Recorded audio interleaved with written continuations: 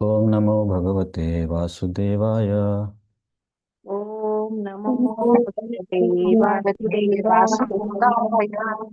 ओम नमो भगवते वासुदेवाय। ओम ओम नमो भगवते वासुदेवाय।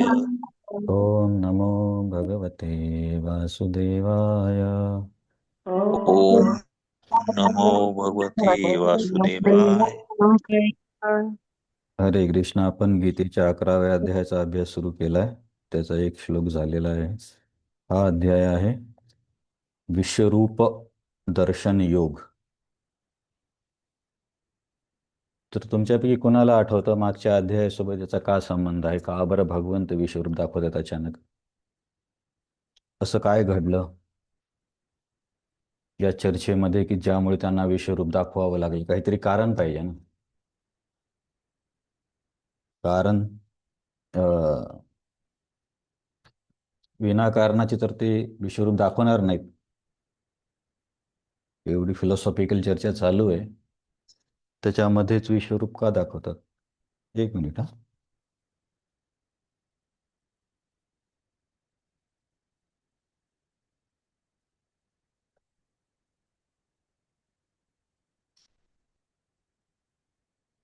तुमच्यापैकी कोणाला आठवतं? ठीक आहे, आठवत नसेल तर मी सांगतो. बघा, आपण 10व्या अध्यायामध्ये वेगवेगळ्या विभूती बघितल्या. आणि त्या विभूती का बघितल्या?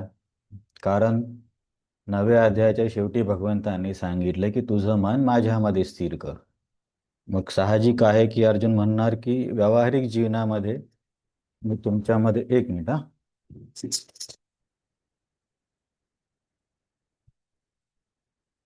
हो गया.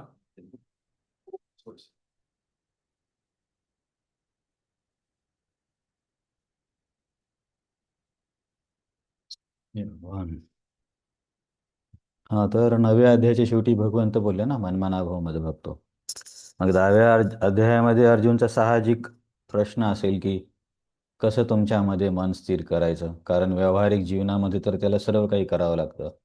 अर्जुन एक क्षत्रिय होता. तर मग त्याच्यासाठी भगवंत अर्जुनला विभूती सांगतात. तर विभूती काय आहे? की वेगवेगळ्या वस्तू, प्राणी, व्यक्ती, घटना यामध्ये जे काही ठळक आहे त्याला बघून भगवंतांचं स्मरण करणे. किंवा त्याला भगवंत विभूती म्हणतात. इतर सर्व गोष्टी सुद्धा त्यांच्याच विभूती आहेत. असं नाही की फक्त हिमालय त्यांची विभूती आहे आणि सह्याद्री पर्वत नाही, असं नाही आहे. पण त्या गटामध्ये जो प्रॉमिनंट आहे त्याचं नाव घेतलं. मग असं सर्व सांगून झाल्यावरती 10व्या अध्यायाच्या शेवटी शेवटी आपण बघितले की भगवंतांनी सारांश करायला सुरुवात केली की मी सर्वाचं बीज आहे. आणि नंतर बोलले की या जगामध्ये जे काही तुला ऐश्वर्यशाली, बलवान किंवा सुंदर दिसेल, तर तू समजून घे की माझ्याच तेजाचा एक अंश त्यामध्ये आहे. म्हणजे थोडक्यात काहीही बघितले तरी ही जर मानसिकता असेल तर व्यक्ती भगवंतांवरती अ, भगवंतांचा विचार करू शकतो. कदाचित लगेच त्या स्थितीमध्ये येणार नाही, पण विचार करू शकतो. जसे की प्रभुपाद एका हिप्पीला बोलले होते. त्यांच्या क्लासमध्ये पण आहे प्रभुपादांच्या. प्रभुपाद त्याला बोलले की तू दारू पितो ना, तर हे दारू पिताना विचार कर की या दारूची चव कृष्ण आहे. आणि तू असं करशील तर एक दिवस तुला कृष्ण भेटतील आणि तुझे सर्व काही व्यसन सुटून जातील. प्रभुपाद असे पण बोललेत. तर प्रभुपाद असे का बोलले? कारण तो व्यक्ती तर व्यसनी आहे. त्या अशा पाश्चात्य देशातल्या एवढ्या व्यसनी व्यक्तीला तुम्ही बोलले की एकदम सर्व काही सोडून द्यायचं आणि उद्यापासून दाल राईस चपाती खायची, तर त्यांच्यासाठी तो कल्चर शॉक असतो. अ, एकदम असा एवढं मोठं परिवर्तन करता येत नाही. त्याच्यामध्ये मग व्यक्तीला त्रास होतो. म्हणून तुम्ही बघितलं असेल की प्रभुपादांनी पण त्यांना सुरुवातीला 4 नियम वगैरे काही सांगितले नाही. हरिनाम संकीर्तन वगैरे केलं. तर तसंच इतर भक्तांच्या बाबतीत पण होतं. श्यामसुंदर प्रभू आणि मालती माताजींना ड्रग्ज विकल्यासाठी हे केलं होतं, अरेस्ट केलं होतं अमेरिकेमध्ये. तेव्हा आलेले बरेचसे भक्त ड्रग्ज वगैरे नशा सर्व काही करायचे. तर प्रभुपाद श्यामसुंदर प्रभू बोलले मी जातोय. प्रभुपाद बोलले कुठं? तर त्यांनी सांगितले की मला ड्रग्सच्या डीलिंगमध्ये अरेस्ट केले. तर प्रभुपादांना पूर्ण स्थिती माहिती होती की हे लोक कसे आहेत. समजा आता आपण कुठे प्रचाराला गेलो आणि अशी व्यक्ती भेटली की एक मानसिकता काय असते, अरे इथे प्रचार करायला आलो आणि इथे पण असेच लोक. पण प्रभुपादांनी म्हणजे हाच फरक असतो की ज्या शुद्ध भक्तांमध्ये खूप जास्त करुणा असते, म्हणून त्यांना असं चिडचिड किंवा हा का आला किंवा हा ऐकत नाही, हा भाव, या भावापेक्षा की या जीवाला कसं मदत करता येईल हा जास्त भाव असतो. हा सामान्य व्यक्ती आणि शुद्ध भक्तामध्ये फरक आहे. तर प्रभुपाद त्यांना बोलले की कृष्ण पण जेलमध्ये जन्माला होता. मग प्रभुपाद बोलले का बरं तुम्हाला पकडले? त्यांनी ती सांगितली की मी ड्रग्ज विकत होतो. प्रभुपाद बोलले मी पण ड्रग्ज विकत होतो. कारण प्रभुपाद केमिस्ट होते ना, मेडिकलचं व्यवसाय करायचे. तर त्या व्यक्तीला त्याच्या स्थितीनुसार अ, सांगितलं तर त्याला पण हळूहळू प्रगती करायला मदत होते. हं. एकदमच काय म्हणता येईल, खूप जास्त कठीण गोष्ट सांगितली सुरुवातीच्या वेळी तर तो व्यक्ती कदाचित परत येणारच नाही. जसं की समजा पहिल्याच वेळी 4 नियम सांगितले तर खूप कमी शक्यता आहे. एकदा एक हिप्पीने प्रभुपादांना विचारलं की प्रभुपाद आध्यात्मिक जगत कसं आहे? आता त्याला आध्यात्मिक जगत कसं सांगणार की बाबा तिथे चतुर्भुज लोक आहेत, तिथे कुठले वृक्ष आहे, त्यांचा भाव काय असतो, कोणत्या लीला होतात, हे तर त्याला डोक्याच्या वरून जाईल. कारण त्यांना कृष्ण पण माहिती नव्हतं आणि आध्यात्मिक जगत तर फार दूरची गोष्ट. परंतु त्याचा इंटरेस्ट मेंटेन ठेवण्यासाठी प्रभुपादांनी काय केलं की त्याला बोलले की आध्यात्मिक जगत म्हणजे नशेच्या पदार्थांचा सागर आहे. तर कारण तो हिप्पी होता, तो नशा करायचा. मग त्या व्यक्तीसाठी सर्वात महत्त्वाची गोष्ट काय की त्याच्या नशेचा पदार्थ. मग त्याला जर असं सांगितलं की नशेच्या पदार्थाचा सागर आहे, तर म्हणजे त्याच्या दृष्टीने खूप चांगली गोष्ट आहे. परंतु अशाच लोकांना नंतर भक्तीमध्ये येऊन हरिनाम संकीर्तनाने, प्रसादाने शुद्ध होऊन तेच व्यक्ती आता खूप मोठ्या उच्च स्तरावरती आहे. तेच आचार्य पण झालेत. हां, तर मी हे सांगत होतो की व्यावहारिक जीवनामध्ये अ, ज्या काही गोष्टी दिसतील त्याच्या साहाय्याने भगवंतांचं स्मरण करण्यासाठी भगवंतांनी 10व्या अध्यायामध्ये त्यांच्या वेगवेगळ्या विभूती सांगितल्या आणि या श्लोकामध्ये सारांश केला की माझ्या तेजाचा अंश आहे. आणि सर्वात शेवटचा जर श्लोक तुम्ही बघितला 10व्या अध्यायाचा 42 नंबरचा, याच्यावरती 11व्या अध्यायाचं कनेक्शन आहे. अथवा बहुनेतेन किं ज्ञातेन तव अर्जुना विष्टभ्याहम इदम कृष्णम एकांशेन स्थितो जगत. की आधीच भगवंत अर्जुनला बोलले होते की माझ्या विभूतींना काही अंत नाही, मी किती सांगू तुला, तरी मी तुला प्राधान्यतः कुरु श्रेष्ठ म्हणजे ज्या प्रमुख प्रमुख आहेत ते सांगेल. आणि ते पण बऱ्यापैकी सांगून झाल्यावरती मग भगवंत बोलले की एवढ्यावरून तू आयडिया घे की जे काही या जगामध्ये ऐश्वर्यशाली बलवान सुंदर आहे ते माझ्या तेजाचा अंश आहे. तर हे एक सारांश आहे. आणि शेवटी काय बोलले की अर्जुन मी तुला किती सांगणार, कारण हे सर्व जगत माझ्या एकाच अंशाने हे संपूर्ण विश्व व्यापून धारण करून राहिलो आहे. आता हा अंश म्हणजे परमात्मा. आपण मागच्या वेळेस बघितलं होतं ना, भगवंतांचं विस्तारित रूप बलराम, मग त्यांचं विस्तारित रूप पहिलं चतुर्विवाह, मग मूळ संकर्षणपासून नारायणाचं विस्तारित रूप, नारायणापासून दुसरं चतुर्विवाह, दुसऱ्या चतुर्विवाहामध्ये जे महासंकर्षण आहेत त्यांच्यापासून 3 विष्णू पुरुषावतार, महाविष्णू, गर्भोदकशाही विष्णू आणि शिरोदकशाही विष्णू. तर हे जे परमात्मा आहेत, आता आपल्या प्रत्येकाच्या हृदयामध्ये जो परमात्मा आहे ते शिरोदकशाही विष्णू आहेत. आताच मी भक्ती पद्म सौरभ प्रचारक स्वामी महाराजांचा क्लास ऐकला होता काही दिवसापूर्वी. त्यांचे क्लासेस पण छान असतात, मीरा रोडचे आहेत. तर ते म्हणत होते की न- जो सजीवांमध्ये जे भगवंत असतात त्यांना परमात्मा म्हटलं जातं आणि अनुरेणूमध्ये जे असतात त्यांना ब्रह्म म्हटलं जातं. तर मी हे पहिल्यांदा ऐकलं, तर मला पण याच्याबद्दल जास्त आयडिया नाही. पण ठीक आहे, ब्रह्म पण परमात्माचंच काय बोलता येईल, परमसत्याचा एक स्तर आहे. आपण बघितलं ना, ब्रह्मेती परमात्मेती भगवान शब्द ते. तर भगवंत म्हणतात की माझ्या एका अंशाने मी सर्व विश्व व्यापून टाकलेला आहे, आणि ते अंश म्हणजे तीन परमात्मा. आपल्या प्रत्येकासोबतचे परमात्मा, नंतर एका ब्रह्मांडाचा पण एक परमात्मा असतात, जसे की गर्भोदक्ष आहे विष्णू. कारण सर्वप्रथम ब्रह्मांडामध्ये गर्भोदक्षायी विष्णू प्रवेश करून गर्भसागरामध्ये शयन करतात, आणि नंतर तिथून मग सृजनाची सुरुवात होते. कमळ वगैरे त्यांच्या नाभीतून निघून. तर एका ब्रह्मांडाचे म्हणजे संपूर्ण ब्रह्मांडाचे एक परमात्मा असं जर म्हटलं तर ते गर्भोदक्ष आहे विष्णू. परंतु एका व्यक्तीचे किंवा एका अणुरेणूचे असे म्हटलं तर शिरोदक्ष आहे विष्णू. आणि सर्व ब्रह्मांडांचे, आता वेगवेगळे सर्व ब्रह्मांड आहेत, त्या सर्वांचे एकत्रित परमात्मा म्हटलं तर महाविष्णू, कारण त्यांच्याकडूनच सर्व ब्रह्मांडाची निर्मिती होते. तर मग जेव्हा असे भगवंत म्हणतात की एका अंशाने मी सर्व काही व्यापला आहे, तर मग अर्जुनच्या मनामध्ये इच्छा निर्माण होते की अरे, एका अंशाने सर्व व्यापून टाकलं आहे, तर ते सर्वव्यापी रूप कसं असेल.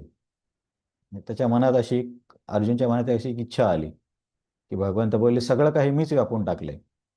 मग अर्जुन बोलला ते सर्व काही व्यापून टाकलेलं रूप कसं असावं, ही त्याच्या मनामध्ये इच्छा आली. ती इच्छा का आली याचं स्पष्टीकरण आचार्य समोर देतील. म्हणून अर्जुन मग भगवंतांना पहिल्या इथे विनंती करतो की मत अनुग्रहाय परमं गुह्यम अध्यात्म संगीतम यत्त्वया उत्तम वचस्तेन मोहोऽयं विगतो ममः. की तुम्ही जे आतापर्यंत मला काही सांगितलं आहे, अनुग्रह किंवा कृपा करून, त्याने माझा मोह दूर झाला. इथे मोह म्हणजे भगवंतांच्या शक्तीबद्दलचा मोह. तर पहिल्या 4 श्लोकामध्ये अर्जुनाची विनंती आहे विश्वरूप दाखवण्यासाठी. तर हा संबंध आहे 10व्या आणि 9व्या आणि 10व्यामध्ये. मन फिक्स करायचं तर व्यावहारिक जीवनात कसं करू. 10व्या आणि 11व्यामध्ये एका अंशाने तुम्ही जर जगत व्यापला आहे, तर ते जगतव्यापी रूप बघण्याची इच्छा, हे संबंध आहे. असं आपण बघा प्रत्येक अध्यायामध्ये संबंध बघितले तुम्ही, एका एका ओळीत लिहिले असते तरी चाललं असतं.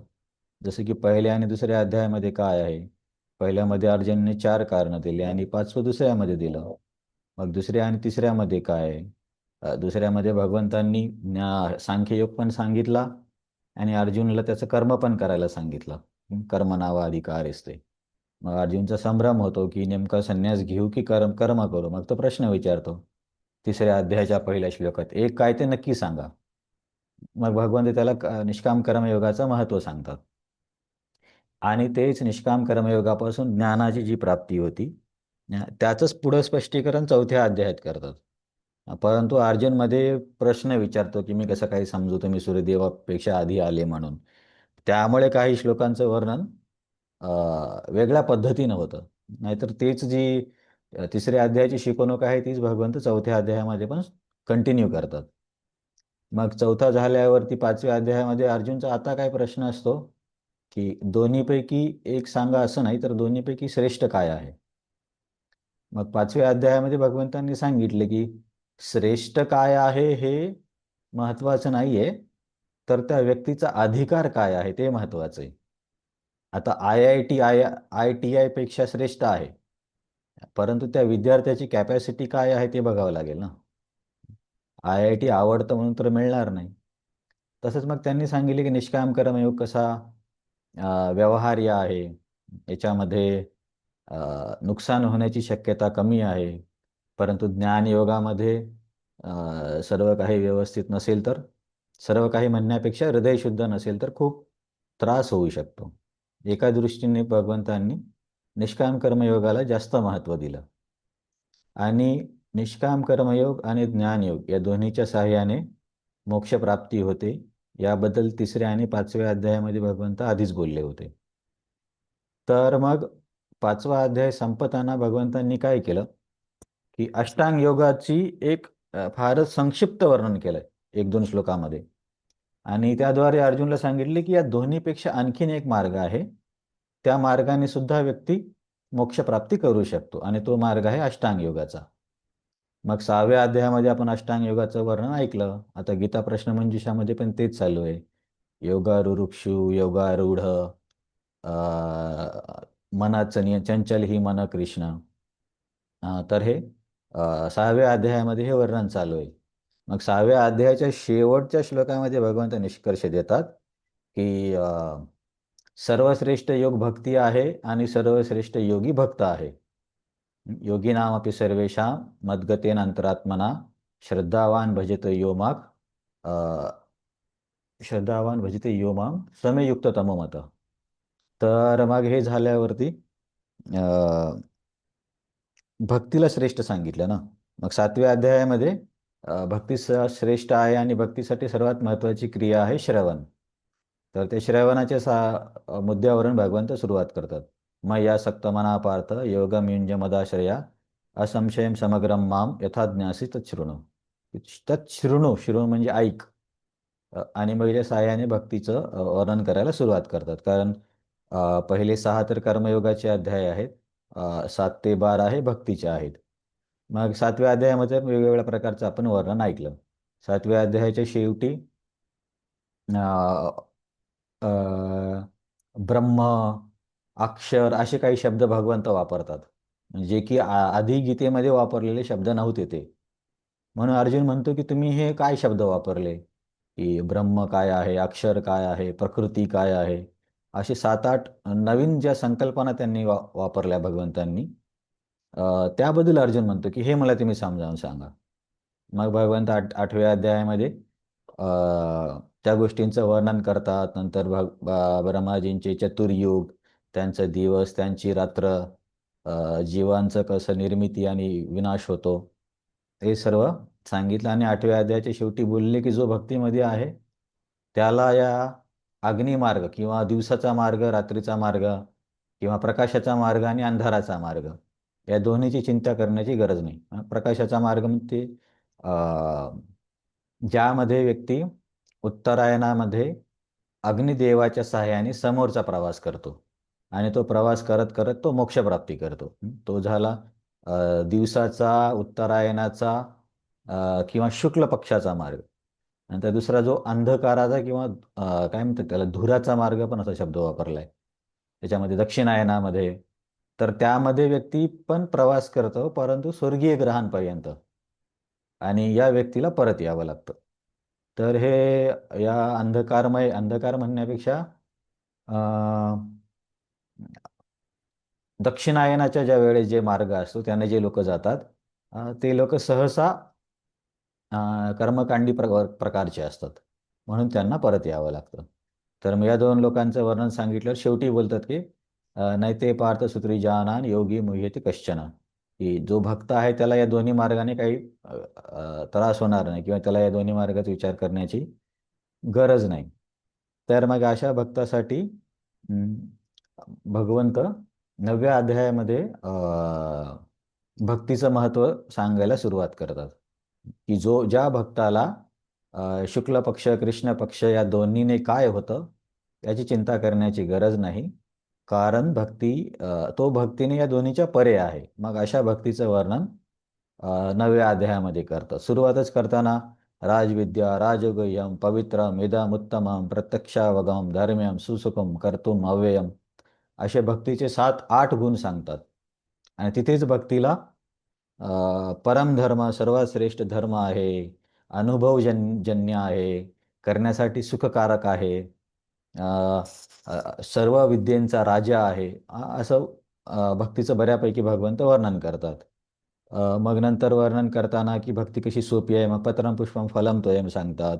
नंतर भगवंतांचं त्यांच्या भक्तावर किती प्रेम आहे ते अपिचे सुदुराचारोमध्ये सांगतात, की तो जरी दुराचारी असला तरी त्याला भक्त मानलं पाहिजे.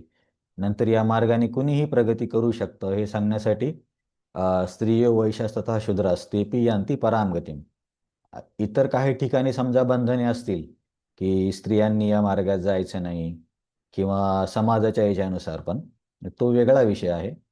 परंतु त्या मार्गांपेक्षा सोपे आणि श्रेष्ठ आणि अधिक फळ मिळवून देणारा भक्तीचा मार्ग आहे. त्याच्यामध्ये कुणाला काहीच बंधन नाहीये. म्हणून ज्या मार्गामध्ये बंधन आहे त्याची चर्चा करत बसण्यापेक्षा जी श्रेष्ठ आहे ते केलेलं चांगलं राहील. मग आपण बघितले की तो 9व्या अध्यायाच्या शेवटी मन स्थिर करायला सांगतात. मग 10व्या अध्यायात विभूती सांगतात. मग ते विभूतीबद्दल वर्णन ऐकून अर्जुनला आता त्या एका अंशाने जे पूर्ण जगत व्यापून टाकले तो अंश बघण्याची त्याच्या मनामध्ये इच्छा आहे. म्हणून तो पहिल्या श्लोकामध्ये त्याचं हे करतो, काय म्हणतात, अर्जुन काय त्याचं हे प्रकट करतो, कृतज्ञता प्रकट करतो की मद अनुग्रहाय परमम, की तुम्ही माझ्यावरती अनुग्रह करून मला हे सर्व सांगितलंय. आपण बोललो होतो ना की आध्यात्मिक चर्चेमध्ये बोलण्याची एक पद्धत असते, एक शिष्टाचार असतो. प्रश्न विचारताना म्हणजे काय बोलता येईल, चॅलेंजच्या स्पिरिटमध्ये केला जात नाही. अर्जुन पण तशी आधी आधी काय डिव्होटी काय करतात की महाराज, प्रभूजी किंवा माताजी, तुम्ही क्लासमध्ये हे चांगलं सांगितलं, हे मला कळलं आणि मला हे तुम्ही दुसरा एक प्रश्न आहे तो तुम्ही सांगाल का, अशी जी एक सामान्य वैष्णव शिष्टाचाराची पद्धत आहे त्याच पद्धतीमध्ये अर्जुन पहिल्या श्लोकात बोलला. आता या 4 श्लोकामध्ये अर्जुन काय करत आहे की ते रूप दाखवण्यासाठी प्रार्थना करत आहे.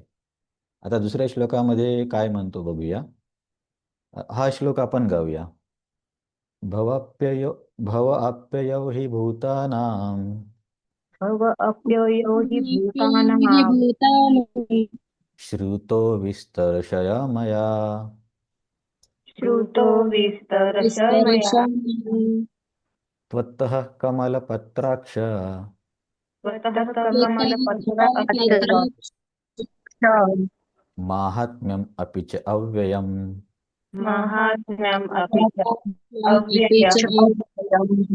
तर इथे अर्जुन काय म्हणतोय, भव्य अप्ययो ही भूताना. भव्य अप्यय म्हणजे भव म्हणजे निर्मिती आणि अप्यय म्हणजे किंवा अप्यय म्हणजे की त्याला काय म्हणतात, संहार, नष्ट, की या भूतांची निर्मिती आणि संहार कसा होतो. आता भूतांची निर्मिती म्हणजे जीव तर मरत नाहीत, निर्मिती म्हणजे ते शरीर कसं धारण करतात. सृजनाच्या वेळी शरीर कसं धारण करतात, नंतर प्रलयाच्या वेळी सर्व काही कसं नष्ट होतं. तर याबद्दलचं मी या भूतांचं म्हणजे जीवांचं वर्णन श्रुतो म्हणजे मी ऐकलं आहे.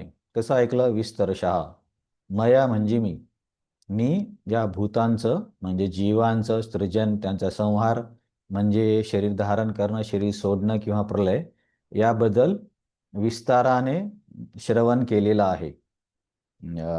कुणाकडून, त्वत्तः कमलपत्राक्ष, की हे कमळपत्र. आता कमलपत्राचं मला मराठीत बघावं लागेल. त्यांनी कमळाचं फूल म्हटले का पान म्हटले, कमलपत्र अक्ष, कमल नाही नाच म्हटलं, ठीक कमल आहे. हां तर नयन म्हटलंय. त्यांनी कमळच घेतलं वाटतं पूर्ण, ठीक आहे. तर आणि हे तत्व कमलपत्राक्ष म्हणजे हे कमलपत्राक्ष, तुझं महात्म्य पण मला माहिती आहे. माहिती आहे आणि कसं आहे तुझं महात्म्य, अव्ययम. अव्ययम म्हणजे जे की दुसऱ्याने प्रभावित होत नाही, त्याला म्हणायचं अव्ययम. प्रभुपाद काय बोलले ते एकदा बघूया, म्हणजे हे भाषांतर क्लिअर होईल. हे कमल नयना म्हणजे आता श्लोकातला कुठला शब्द आहे हे कमल नयनासाठी? कमलपत्राक्ष ना? हा, कमलपत्राक्ष. जीवांच्या उत्पत्ती आणि लयाबद्दल त्याच्यासाठी कोणता शब्द आहे? हा, भवाप्य. तुम्ही शब्दाच्या काय म्हणतात अर्थामध्ये बघितले तर तुम्हाला कळून जाईल. जीवांच्या साठी कोणता शब्द आहे? भूतानां. हा, भूतानाम. हा, कमल नयना झालं. विस्तरशा म्हणजे विस्तार आणि तो सारखा शब्द आहे. कमलपत्राक्ष पण झालं. महात्म्यम म्हणजे तुमचं महात्म्य भगवंतांच्या शक्तीबद्दल, आणि अव्यय म्हणजे जे अविनाशी आहे. आता प्रभुपाद शब्दांच्या अर्थामध्ये अव्ययमचा अर्थ अविनाशी घेतात. परंतु तात्पर्यामध्ये या श्लोकात किंवा दुसऱ्या श्लोकामध्ये जो विश्वनाथ चक्रवर्ती ठाकूरांनी अर्थ घेतलाय अवयमचा, की जे तुमचं तेज आहे किंवा प्रभाव आहे ते कशानेही प्रभावित होत नाही. प्रभावित होत नाही म्हणण्यापेक्षा त्याच्यावरती कशाचा परिणाम होत नाही. असं नाही की कृष्णाकडे आज एवढी शक्ती आहे आणि उद्या काहीतरी झालं, त्यांनी उपवास केला आणि त्यांची शक्ती कमी झाली, असं नाही. तर तुमचं एक शक्ती किंवा जी पॉवर आहे ती कशी आहे, अव्ययम. हं? व्यय म्हणजे खर्च. आपल्या मराठीमध्ये पण व्यय हा शब्द आहे. व्यय म्हणजे खर्च होणे, खर्च होणे म्हणजे कमी होणे, कमी होणे म्हणजे ह्रास होणे. त्याचा विरुद्धार्थी शब्द आहे अव्ययम. म्हणजे न खर्च होणे, न ऱ्हास होणे, म्हणजे जशास तसे अबाधित राहणे. तर काय अबाधित राहतं? भगवंतांची शक्ती. हां, तर चर्चा काय चालू आहे, की अर्जुनला ते रूप बघायचं आहे आणि ते रूप बघण्यासाठी तो भगवंतांना विनंती करतोय. तर त्याच दिशेने जाताना त्याने अ, पहिला पण श्लोक बोलला आणि हा पण श्लोक बोलला. कारण तो पण त्याचा आर्ग्युमेंट कसं देतोय, की पहिल्यांदा तर कृतज्ञता व्यक्त करतो, की तुम्ही मला आतापर्यंत एवढं ज्ञान दिलं. म्हणजे बोलणाऱ्या व्यक्तीला पण वाटेल, की चला बाबा काहीतरी याला पटलं किंवा आवडलं तरी. नाहीतर समजा असं बोललं, की आत्तापर्यंत तुम्ही काय बोलले ते तर काही माहिती नाही. पण विराट रूप दाखवून बघा एकदा. तर मग गडबड होऊन जाईल. म्हणून अर्जुन काय म्हणतो, मद अनुग्रहाय. मग अशी कृतज्ञता व्यक्त केल्यावरती या श्लोकामध्ये तो काय दाखवतोय, की तुम्ही मला काय काय दाखवलं, काय काय शिकवलं. दाखवलं म्हणण्यापेक्षा काय काय शिकवलं, काय काय ज्ञान दिलंय, तुमच्या शक्तीचं स्वरूप कसं काय आहे ते पण तुम्ही मला सांगितलं. मग आता त्याच्या नंतरच्या श्लोकामध्ये तो डायरेक्ट विनंती करेल.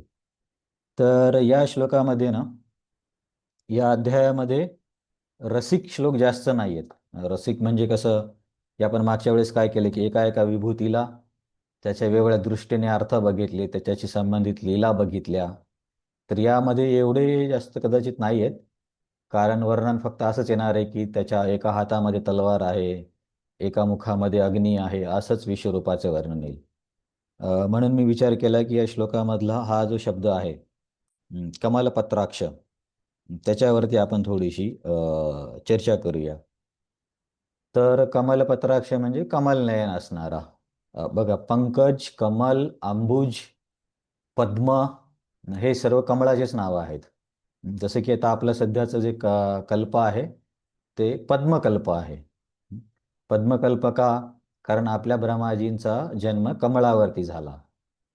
तर वेगवेगळे जे कल्प आहेत त्यांची नावं पण वेगळी असतात आणि वेगवेगळ्या दिवशी ब्रह्माजी सृष्टी सृजन करण्यासाठी त्यांना मार्गदर्शन पण वेगळ्या प्रकारे केलं जातं. जसं की यावेळेस भगवंत त्यांना तपः तपः म्हणले होते, की तू तपा कर. तर तो ठीक आहे, तो वेगळा विषय आहे. मला इथे हे सांगायचं होते, की कमलपत्राक्षावर आपण चर्चा करतोय. अ, याबद्दल आपल्याला काय काय माहिती आहे ते आपण बघूया. तर तुझे कमल नयन आहेत. हं? तर भगवंतांच्या शरीरामध्ये किती कमळ आहेत? तुम्ही कधी ऐकले का? कशा कशाला कमळ म्हणतात त्यांच्या शरीरातल्या भागाला? पाठीला कमळ म्हणतात का? छातीला कमळ म्हणतात का?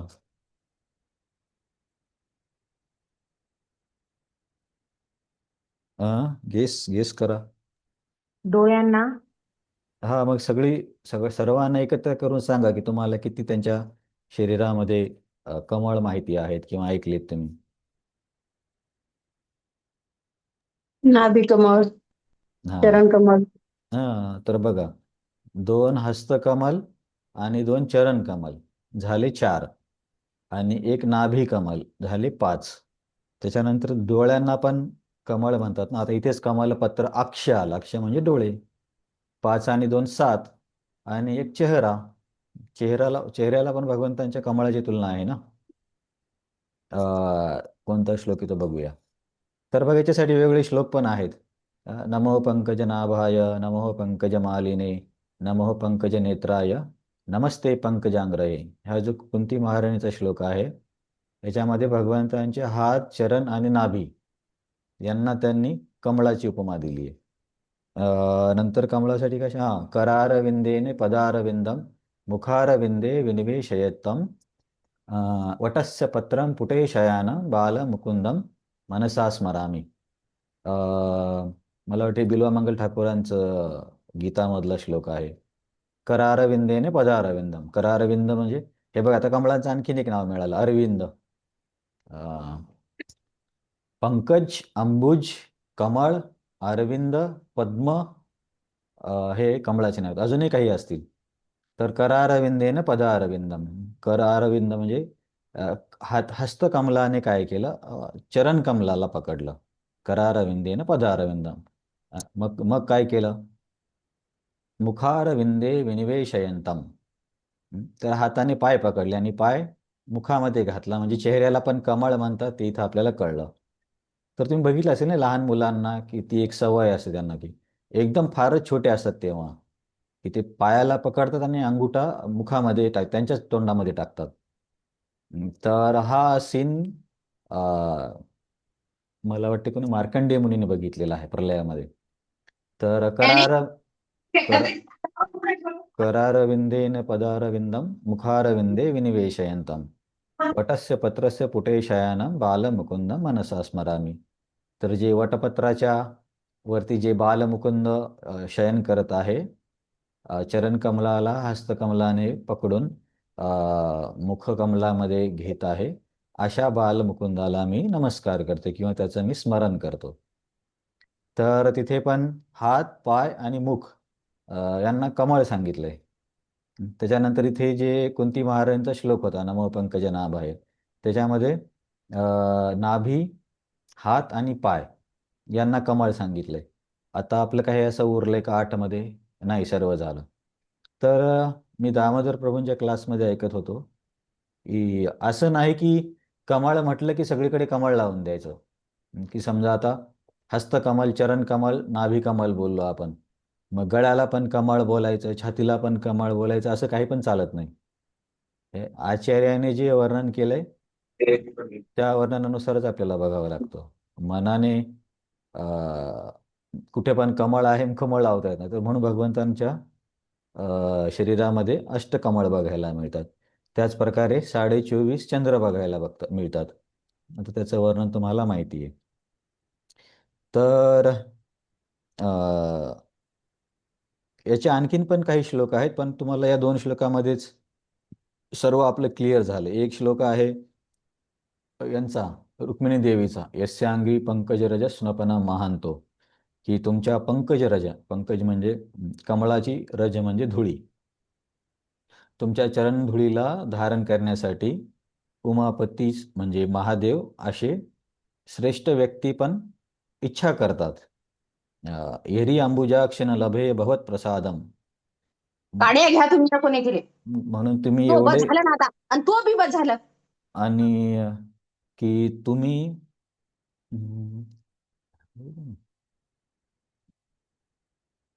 काय विषय चालू होता? हां, की रुक्मिणीदेवी म्हणते की जर तुम्ही मला प्रसाद दिला नाही म्हणजे तुमची कृपा दिली नाही, कारण तुम्ही तर एवढे श्रेष्ठ आहात. महादेव सुद्धा तुमची चरणरजीची अपेक्षा करते, मग मी काय म्हणणार तुम्हाला? तर मी फक्त एवढं सांगू शकते की मी जन्मोजन्मी तपस्या करून पात्रता प्राप्त करण्याचा प्रयत्न करेल, ज्याने कदाचित तुमची मला प्राप्ती होईल. तर असे अजून पण श्लोक आहेत. तुम्हाला कधी वेळ मिळाला तर अशा श्लोकांचा संग्रह करून ठेवू शकता, की कुठे कुठे कमळ हा भगवंतांच्या रूपासंदर्भात किंवा इतर कुठल्याही गोष्टी संदर्भात वापरलेला आहे. तर जस्ट त्याच्यावरती चर्चा करण्यासाठी, कारण पुढच्या श्लोकांमध्ये फार जास्त चर्चा नाही आहे, म्हणून या कमळावरती आपण थोडी वेळ देऊया. तर मला सांगा, 3 पुरुष अवतारांपैकी कोणत्या अवताराच्या नाभीमधून कमळ निघतं?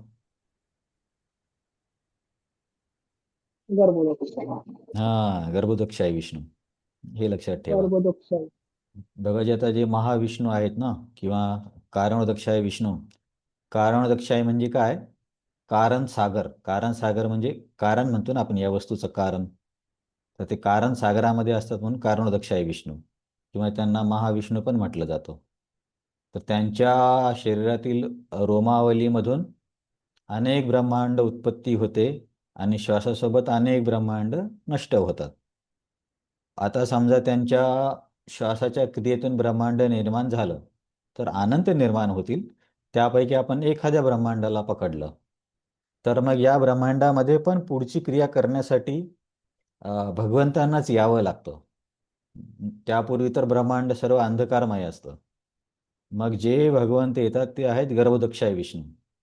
मग गर्भोदक्षाय विष्णू आल्यावरती ते गर्भजळ म्हणण्यापेक्षा त्यांच्या शरीरापासून निर्माण झालेल्या जळामध्येच ते अनंत शेषवरती शयन करतात. आणि मग त्यांच्या नाभीतून जो चरणकमळ निघतो त्याच्यावरती ब्रह्माजीचा जन्म होऊन मग या चरणकमळालाच 14 लोकांमध्ये विभाजित केलं जातं.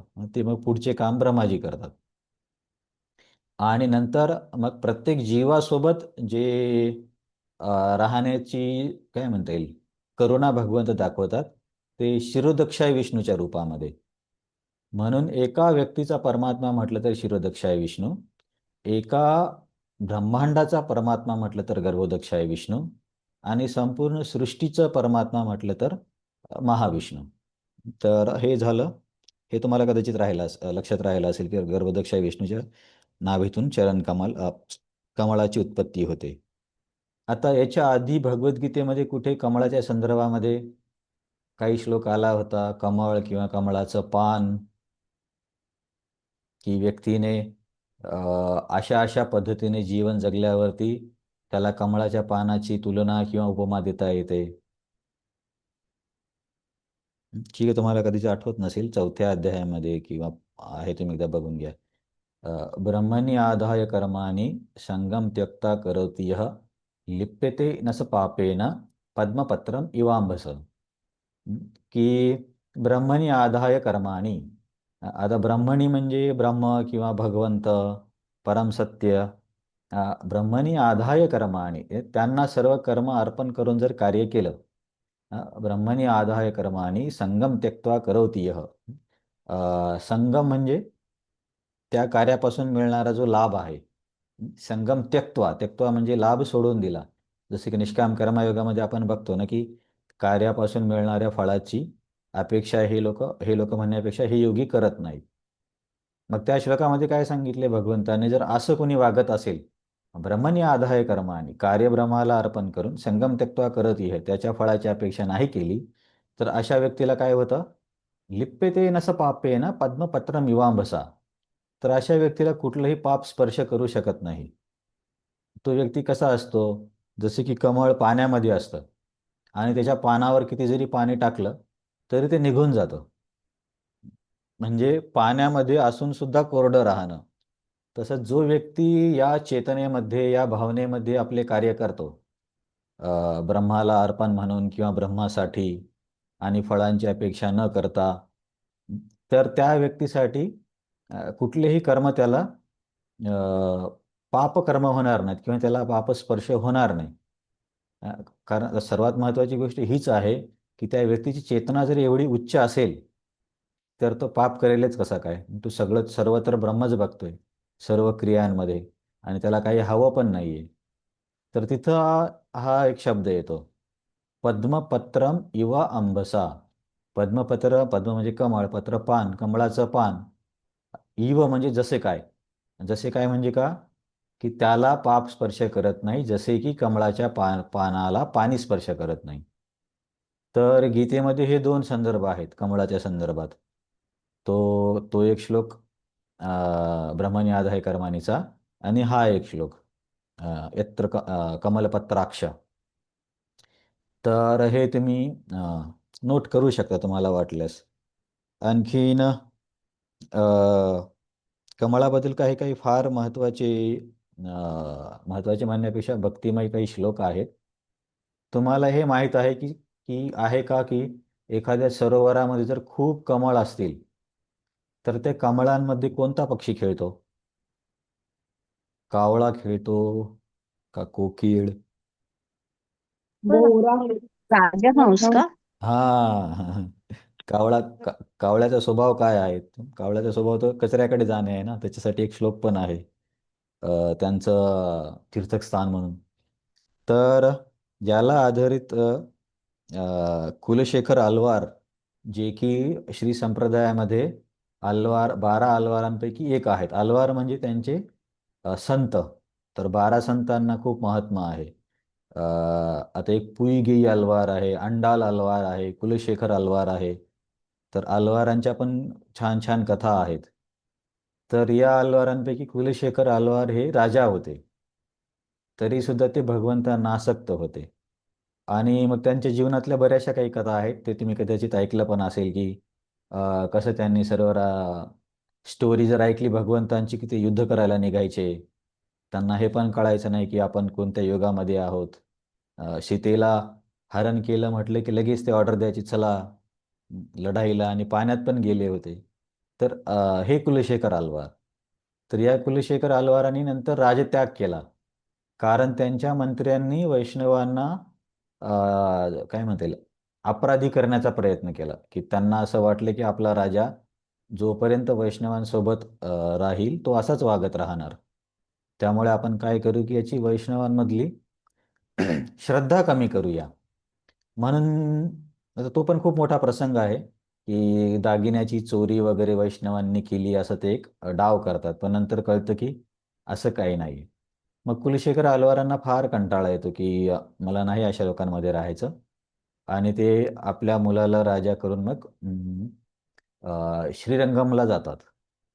आणि त्यांनी लिहिलेल्या जे गीत म्हणण्यापेक्षा अ, स्तोत्र म्हणतात त्याला, तर ते खूप प्रसिद्ध आहे. आणि प्रभुपादांनी त्याच्यावरती तात्पर्य पण दिलंय. आणि एक एक श्लोक असा गायण्यासाठी पण छान आहे आणि खूप अर्थपूर्ण आहे. त्याच्यापैकी एक श्लोक काय आहे,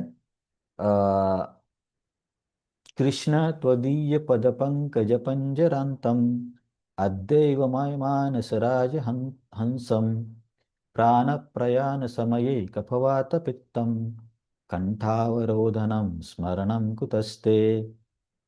तर या श्लोकामध्ये हे कुलशेखर आल्वार, महाराज कुलशेखर, कृष्णा त्वदीय पदपंकज पंजरांतम, कृष्णा तुझे पाय कसे आहेत, कमळासारखे आहेत. त्वत्पदीय पंकजरांतम अद्यैव मे मानस राजहंसम, आणि तुझ्या या कमळांमध्ये माझं मनरूपी जे राजहंस आहे त्याला काय कळू दे, की आत्ताच तुझ्या कमळांमध्ये त्याला खेळू दे. म्हणजे बाहेरून उपमेच्या दृष्टिकोनातून अलंकार पण किती छान आहे, की असं नाही की काहीतरी काल्पनिक बोलले. हम्म. आता कसं आधुनिक गाण्यांमध्ये कसं असतं, पिक्चरमधले इकडचे तिकडचे काहीतरी शब्द जोडून बोलायचे, त्याच्यामध्ये काही अर्थ पण नसतो. पण यांनी किती गहन अर्थ घेतलाय, की भगवंतांचे कमळ चरण तर कमळासारखे आहेत, हे सर्व शास्त्र मान्य आहे. आणि ते म्हणतात की माझं मन जसं राजहंसाप्रमाणे तुझ्या चरण कमळामध्ये खेळू दे. तर याचा काय अर्थ होतो, की राजहंसाप्रमाणे माझं मन तुझ्या चरण कमळामध्ये खेळू दे म्हणजे?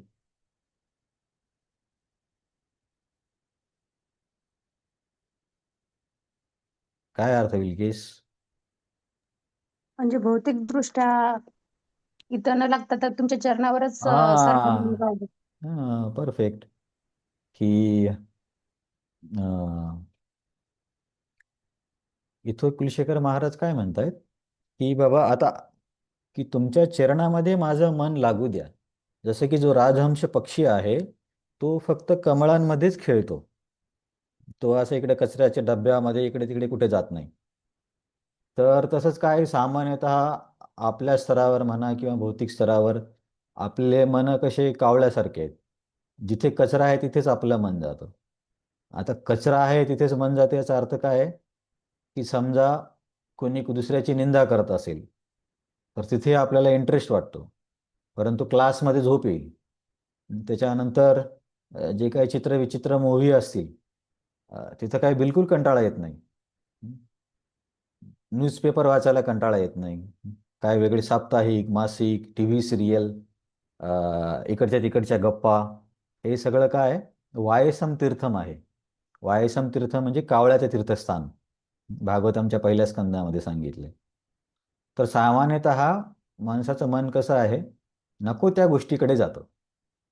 म्हणून कुलशेखर आल्वार म्हणतात, की माझं हे मन आत्ताच आत्ताच म्हणजे काही सद्यस्थितीमध्ये, असं नाही की नंतर मरता मरता आता मला हवं ते इंद्रिय तृप्ती करू दे आणि शेवटी तुझ्या चरणामध्ये मन जाऊ दे. असं कसं होईल? असं म्हणतात ना, life is preparation, death is examination. आयुष्यभर आपल्याला तयारी करायची आहे आणि तयारी किती झाली, खरंच झाली का, ते मृत्यूच्या क्षणी आपल्याला परीक्षा होईल. ती परीक्षा म्हणजे आपलं स्मरण कोणाचं आहे त्याच्यावरून. अचानक असं बदलत नाही. आयुष्यभर आपण जे काही संस्कार देऊ तेच आठवणार आहे. एकदम कसा काय बदल होईल? तर हे कुलशेखर महाराज म्हणतात की आद्य मानस राजहंसम. मग कोणी प्रश्न करेल, एवढी काय घाई आहे? तुम्ही राजा आहात, शक्तिशाली आहात, तरुण आहात. आता तुम्ही इतर गोष्टींकडे लक्ष द्यायला पाहिजे किंवा इतर सांसारिक सुखाचा आ- आनंद घेतला पाहिजे. तर त्याला कुलशेखर अलवार पुढच्या वळीमध्ये म्हणतात, प्राण प्रयाण समये, की कृष्णा तू जर म्हणत असशील की आता तुझ्याकडे सर्व काही आहे, एवढी काय घाई आहे. जसं की आपल्याकडे सामान्यतः असंच म्हटलं जातं की भक्ती भक्ती आता काय घाई आहे, म्हातारपणी करायची असते. म्हातारपणी काय क्लास देतात ते ऐकू येत नाही, देवाचं दर्शन दिसत नाही आणि जायच्या कार्यक्रमाला तर गुडघे दुखतात आणि काय म्हातारपणी हे करणार. परंतु सहसा लोक हाच युक्तिवाद देतात, म्हातारपणी करू. पण कुलशेखर अगलवार काय म्हणतात, प्राण प्रयाण समये कफवात पित्त. जेव्हा माझ्या शरीरातून प्राण सोडेल, तेव्हा माझे जे त्रिदोष आहेत, आयुर्वेदानुसार कफ वात पित्त हे त्रिदोष मानले जातात. त्याच्यावरतीच आधारित तुम्ही कधी ऐकलं असेल की आयुर्वेदिक डॉक्टर म्हणतात की तुमचं वात वाढला आहे. जसं की वात वाढणाऱ्या लोकांना काय, की झोप न येणं किंवा ज्याची नैसर्गिक वात प्रकृती आहे त्यांना एका ठिकाणी जास्त बसता येत नाही, ते धावत पळतच राहतात. नंतर कफ प्रकृतीवाले कसे असतात की त्यांना धावपळ जमत नाही, ते एका ठिकाणी असतात आणि ते भुकेला सहन करू शकतात आणि थोडं खाऊनही त्यांचं शरीर बऱ्यापैकी मोठं असतं. आणि जे पित्तवाले आहेत, पित्त म्हणजे अग्निवाले, तर हे लोक काय एकदम कॉन्सन्ट्रेशन करणारे लोक असतात.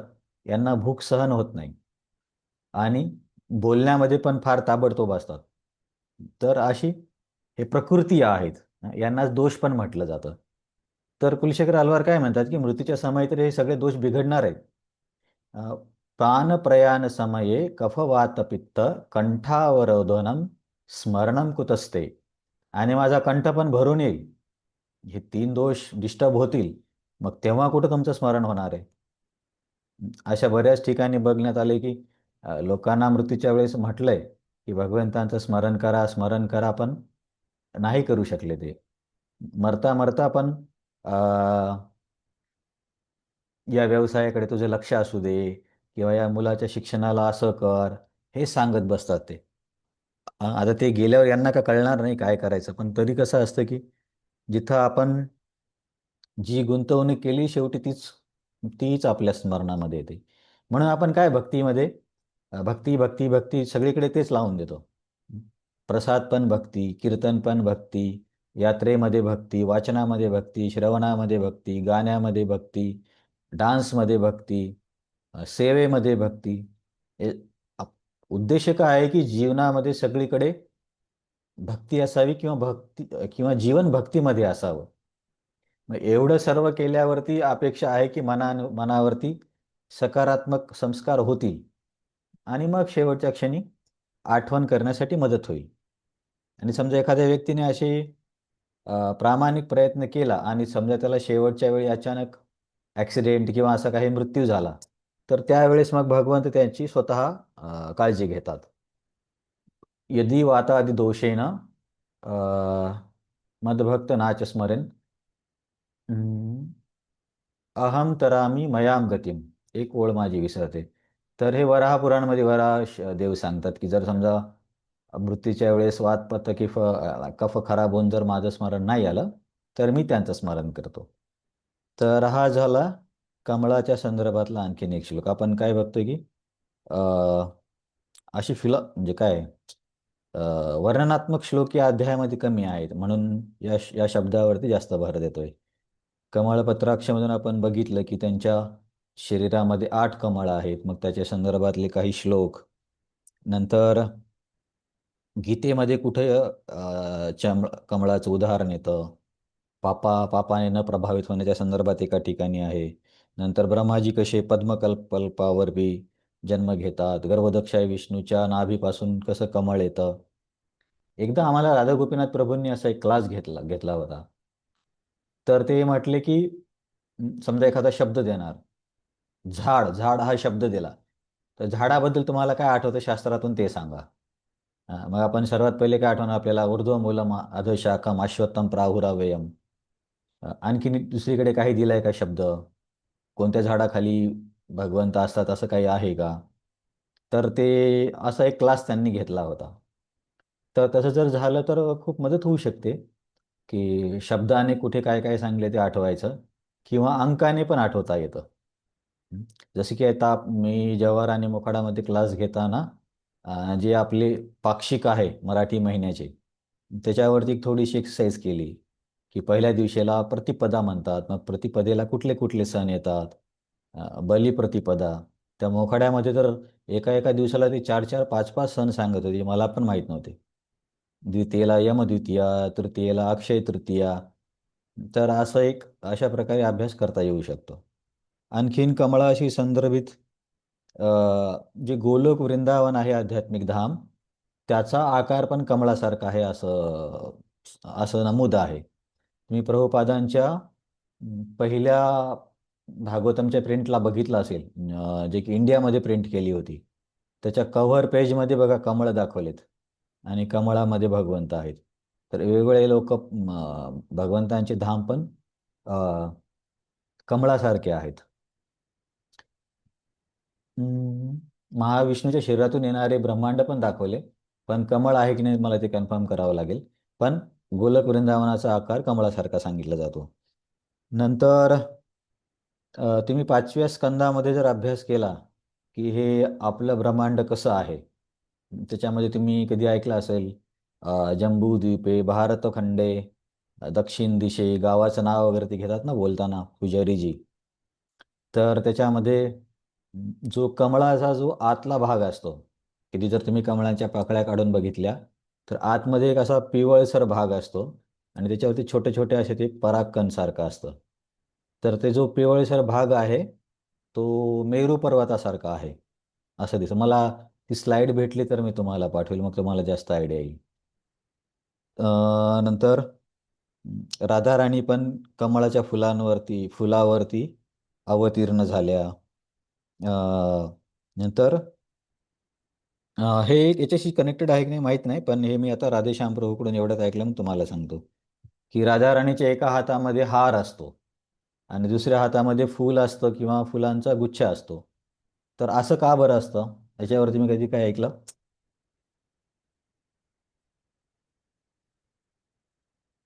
ऐकलं की नाही ऐकलं? एका हातात हार असतो कारण ते म्हणजे भक्त जेव्हा येतात हम्म. तर म्हणजे एका हातात हे करून की स्वागत करतात आणि दुसऱ्या हाताने भगवंताकडे नेण्यासाठी म्हणजे येतात तेव्हा हां हां स्वागत करतात हां. आणि दुसऱ्या हाताने भगवंतांना सोपवतात त्यात. हां, तुमचं ही अंडरस्टँडिंग पण छान आहे.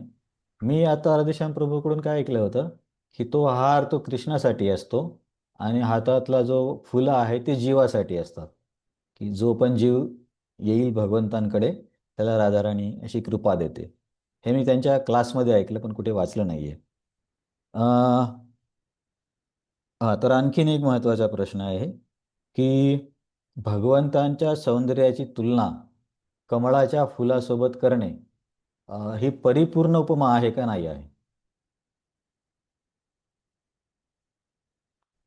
नाही प्रभूजी, नाहीये. नाहीये. कारण भगवंत एवढे जास्त सुंदर आहेत, की आपल्याला भौतिक कल्पनाच होत नाही. आता जी गोष्ट आपण बघितलीच नाही, आता समजा पारसमणी म्हटलं, तर आपण फक्त काहीतरी विचार करतो कसा असेल, पण त्याला आपण बघितलं नाहीये. तसंच भगवंतांचं सौंदर्य अ, एका अर्थाने वर्णन करण्याच्या पलीकडे आहे. जसे की आपल्या धनुर्धरच्या स्वरूपामध्ये केसमध्ये झालं होतं ना, त्याला रंगनाथजीच्या डोळ्यांचं सौंदर्य दिसल्यावरती तो एकदम बदलून गेला. तर त्याच्यामुळे काय आता मग जीव काय करतील? आता आपण काय करणार? आपल्या माहितीमध्ये जी गोष्ट आहे त्याला आधारित बोलणार ना. जे आपण कधी बघितलंच नाही त्याचं नाव कसं काय घेणार? म्हणून आपल्या अनुभवामध्ये सर्वात सुंदर फूल कमळ मानलं जातं. अ, मला मला स्वतःला पण कमळ सुंदर वाटतं आणि मी असं ऐकलंय. पण तुम्हाला असं वाटतं का कमळापेक्षा दुसरं कोणतं फूल सुंदर सांगितलंय? सुगंधी वगैरे असतील, पण सुंदर, त्याचा आकार, पाकळ्या, असं बघा, मोगरा तर छोटा आहे, जाई, जुई, चंपा, कनेर, गुलाब नाही. म्हणूनच कमळाची उपमा दिली. तर कमळाची उपमा ती कसं, कमळाची जेव्हा कळी असते ना, तर अशी मोठी असते आणि बाजूला निमुळती असते.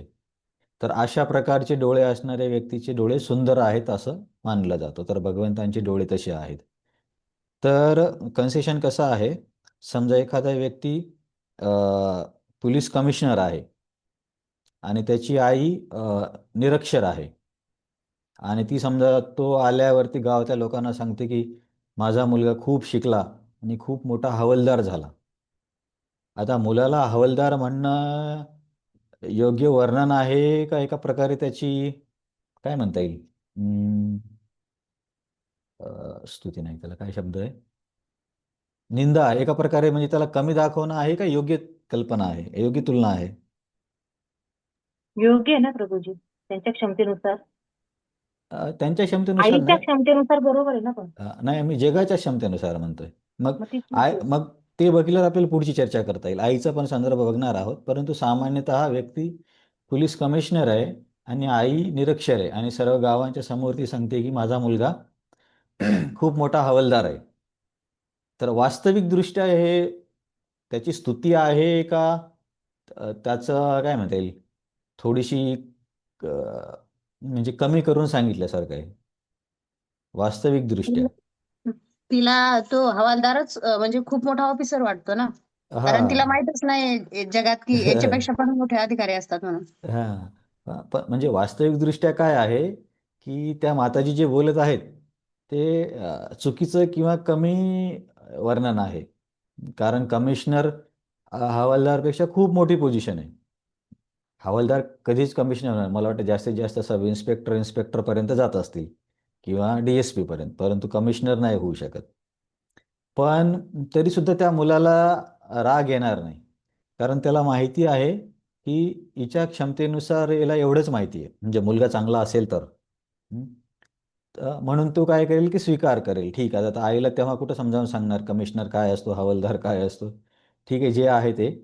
तसंच काय आपली अवस्था त्या आईसारखी आहे, की आपल्याला भगवंत किती सुंदर आहेत किंवा त्यांची किती दयावान आहेत, किती करुणा आहे, हे सर्व आपण म्हणजे शास्त्रात ऐकतो, वाचतो. पण आपल्याला ते अनुभवता येत नाही. अनुभवता येत नाही म्हणण्यापेक्षा अ, प्रत्यक्ष अनुभव आपण घेतला नाही किंवा त्यामध्ये आपण अंतःकरणाने प्रवेश केला नाही. त्यामुळे काय होतं, की हो, कृष्ण खूप दयावान आहे, खूप करुणावान आहे, असं आपण बोलतो, ऐकतो आणि एखादी काही समस्या आली की लगेच अ, भगवंतांना तक्रार करायला लागतो. मग समजा एखाद्या व्यक्तीला खरंच पूर्ण विश्वास आहे, की भगवंत सर्वात दयावान व्यक्ती आहे. मग त्याला तर हे कळायला पाहिजे ना, की जर माझ्या आयुष्यात काही घडतंय तर ही दयाच आहे. तर आपण कशी त्या आईसारखी आहोत. आपल्याला भगवंतांची पूर्ण महती माहीत नाहीये, पण तरीसुद्धा भगवंत काय स्वीकार करून घेतात. ठीक आहे. कारण तो त्याच्या पात्रतेनुसार करतोय. परंतु वास्तविक दृष्टिकोनातून ही एका प्रकारे भगवंतांची काय म्हणता येईल आपल्याला, अ, गौरांग दर्शन प्रभूंनी असा शब्द वापरला होता, इन्सल्ट आहे वास्तविक दृष्टिकोनातून. परंतु रसाच्या दृष्टिकोनातून भगवंत स्वीकार करतात, तो वेगळा मुद्दा आहे. तर का असं केलं जातं? कारण आपल्याला याच्यापेक्षा जास्त माहितीच नाही तर काय करणार? कमळच माहीत आहे. त्याच्या पलीकडचं आपण काही सुंदर गोष्ट बघितली नाही. तर कमळ एवढं सुंदर आहे आणि भगवंतांना कोणतं फुल आवडतं? कमळ आवडतं, दुसरं कोणतं फुल आवडतं?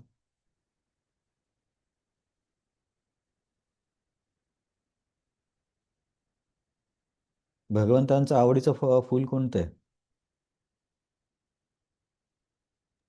तुम्हा सर्वांना कमळच माहिती आहे. तुम्हा सर्वांना माहिती आहे. भगवंतांचं कमळच आहे. कमळ नाही, दुसरं कमळ नाही. वैजयंतीमाला, नाही. कदंब. हा कदंब का बरं? कारण राधा राणीची जी अंगकांती आहे ना पिवळसर, हा. ती त्या कदंबाच्या फुलासारखी दिसते. तर मी स्वतः म्हणजे आता आपल्याकडे तर कदंबाचं झाडच नाहीये, पण इस्कॉनमध्ये आल्यावर इकडं वाड्यामध्ये कदंबाचे फूल बघितलं. तर म्हणजे मला तरी असं एवढं काही ते हे नाही वाटलं की खूप छान आकार वगैरे असं काय. ते फक्त गोलाकार चेंडूसारखं असतं आणि छोटे छोटे छोटे ते काटे म्हणता येणार नाही, परागसारखं असतं. थोडासा सुगंध येतो. कदाचित आपल्याला तो भाव समजत नसेल. तर मग मी सहज माझ्या मनात असा विचार आला की कमळामध्ये किती गुण आहेत. आता आपण एवढी चर्चा केली, सगळीकडे कमळ कमळ कमळ, परंतु भगवंतांना कदंब आवडतो. हम्म. तर तसंच आपल्यामध्ये खूप गुण असू शकतील की आपण व्यवस्थापन चांगला करतो किंवा प्रसाद चांगला तयार करतो किंवा प्रचार म्हणण्यापेक्षा गायन, संगीत, प्रवचन हे आपण खूप चांगलं करतो, म्हणजे एकदम परफेक्ट परफेक्ट तर नाही पण खूप छान करतो. परंतु एवढं सर्व करून सुद्धा आपण कृष्णाला फोर्स नाही करू शकत की मलाच तुम्ही स्वीकारलं पाहिजे किंवा मलाच मोठा भक्त म्हटलं पाहिजे. तुम्ही एक गीत ऐकलं असेल, गाणं गणपतीच्या संदर्भात आहे. देवा हो देवा गणपती देवा, तुमसे बडकर कौन, और तुम्हारे भक्तगण में हमसे बडकर कौन. तर गौरांग प्रभू म्हणतात की ठीक आहे, गणपतीला मोठं म्हणलं तर चालेल, पण हे लोक स्वतःला पण म्हणतात की आमच्यापेक्षा कोण मोठा आहे. तर तो भाव असू शकत नाही. कारण कृष्ण स्वराट आहे. स्वराट म्हणजे काय? पूर्णपणे स्वतंत्र. त्यांना तुम्ही कोणत्याच गोष्टीने मजबूर करू शकत नाही. किती क्लास द्या आणि तुमच्या क्लासने भगवंत मजबूर होऊन तुम्हाला सर्वश्रेष्ठ म्हणतील असं काही बिलकुल नाही आहे. या उलट एखादी सामान्य व्यक्ती कुठेतरी गावाच्या कोपऱ्यात झोपडीमध्ये अ, आहे जो तुटका फुटका भात भगवंतांना शिजवून देत असेल, तर भगवंत त्यांना जास्त कृपा करतील, कारण ते स्वराट आहेत. त्यांना माहिती आहे की कोणाच्या हृदयात किती भक्ती आहे. मी खिचडीचं उदाहरण मला त्याच्यावरून आठवलं. जगन्नाथपुरीमध्ये कर्माबाईची खिचडी म्हणून एक लीला प्रसिद्ध आहे. तुम्ही ऐकली आहे कधी का नाही ऐकली? हो, हो ऐकले. प्रभूजी, हां ऐकले हां हां प्रभूजी. हां. तर त्यानुसार आहे. तर हा मला विचार आला होता की आपण आपले प्रयत्न करू शकतो, परंतु असं म्हणू शकत नाही की या भक्तापेक्षा तर मी जास्त माळा करतो किंवा याच्यापेक्षा जास्त सेवा करतो, तर तरीसुद्धा भगवंत याला का बरं जास्त अनुग्रह करत आहेत. कारण भगवंत स्वराट आहेत, त्यांना जे वाटेल ते करतील. आपण काही त्यांना मजबूर नाही करू शकत. आपण करून करून किती भक्ती करतो. तरी सुद्धा असा विचार येऊ शकतो. परंतु जे सत्संगामध्ये हे असतात ना, नेतृत्व करणारे किंवा गटाला समोर घेऊन जाणारे किंवा सामान्य भक्तांनी पण अ, जी चांगली सेवा करतायत ना, त्यांची पण प्रशंसा केली पाहिजे. नाहीतर काय होतं की मग ती व्यक्ती सेवा करत राहते, करत राहते. कोणी त्याच्याकडे लक्ष पण देत नाही. आणि मग बघा, मानवी मनाची गरज आहे की चांगले शब्द पण त्याला ऐकले पाहिजे. तर हे यांचं काम आहे. प्रतिनिधींचं किंवा पुढाऱ्यांचं किंवा जे गटामध्ये, तसं म्हटलं तर सर्वच व्यक्तींचं. तर जो सेवा करतो त्याला थोडंसं आपण रिकग्नाइज केलं पाहिजे की बाबा तुम्ही सेवा करता. असं नाही की एक व्यक्ती अ, एकटाच खूप सेवा करतोय, इतरांना कोणाला दिसत पण नाही आणि सत्संगामध्ये कोणीतरी थोडीशी पैसेवाली व्यक्ती आली आणि तो काही करत पण नाही, पण सगळं त्याच्याकडेच वेळ दिला आणि या या लोकांना बोलण्यासाठी वेळच दिला नाही. तर हे थोडंसं असं नाही करायला पाहिजे. हं. ठीक आहे की बाबा श्रीमंत व्यक्ती आला तर त्याच्या सहाय्याने आपण अधिक प्रचारासाठी मदत होऊ शकते. पण याचा अर्थ असा नाही की जे आधीपासून भक्ती करतायत ते कमी झाले. आता तो व्यक्ती पैशामुळे इथे आलाय. परंतु जे भक्त नामस्मरण करतायत, सेवा करतायत, ते कधी पण त्याच्या डोनेशनपेक्षा श्रेष्ठच असणार आहे. पैसा देणारा व्यक्ती नामस्मरण करणाऱ्या भक्तापेक्षा कधी श्रेष्ठ होऊ शकत नाही. अशी लोकं आहेत, ते म्हणतात पैसा घ्या पण याच्यापुढे काही सांगू नका. ठीक आहे, त्यांना पुण्यकर्म वगैरे ते मिळवायचे असतात.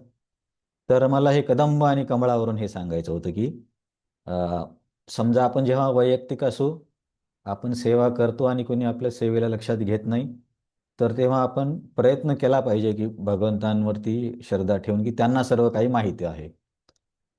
किंवा खूपच त्रास होत असेल तर आपले कोणी काउन्सिलर किंवा जे आपल्याला मार्गदर्शन करतात त्यांच्याशी बोलू शकतो. हे पण चालतं. पण असं नको व्हायला की मनात ठेवून ठेवून ठेवून एक दिवशी एवढं आलं की अरे मी किती सेवा करतो तुम्हाला माहिती आहे का? तुम्ही लोक श्रीमंतांनाच बोलता, आम्हाला लक्ष पण देत नाही. आम्हाला किती त्रास होतोय. तर एवढं एवढं होण्याच्या आधीच बोलून टाकायचं. एक तर स्वीकार आपल्याला करावा लागेल की ठीक आहे बाबा, मी पण एवढा काही प्रगत नाही आहे, मला पण वाटतं की दोन चांगले शब्द बोलले पाहिजे. आणि दुसरी गोष्ट ही पण लक्षात ठेवली पाहिजे की की बाबा म्हणजे दुसऱ्या लोकांनी की हा करतो तर याला थोडं तरी महत्त्व दिलं पाहिजे. जोपर्यंत व्यक्ती स्वतः मॅच्युअर होत नाही. जे लोक स्वतः मॅच्युअर होतात त्यांना हे सगळं सांगण्याची गरज पडत नाही. तर कमळासारखे किती जरी गुण असले तरी कृष्णाला आपण म्हणू शकत नाही की बाबा तुम्हाला मीच आवडलं पाहिजे. कारण जे राधाराणीला प्रिय आहे, जे काही राधाराणीशी संबंधित आहे, ते भगवंतांना सर्वात प्रिय आहे. असं का आहे सांगा बरं? असं का आहे?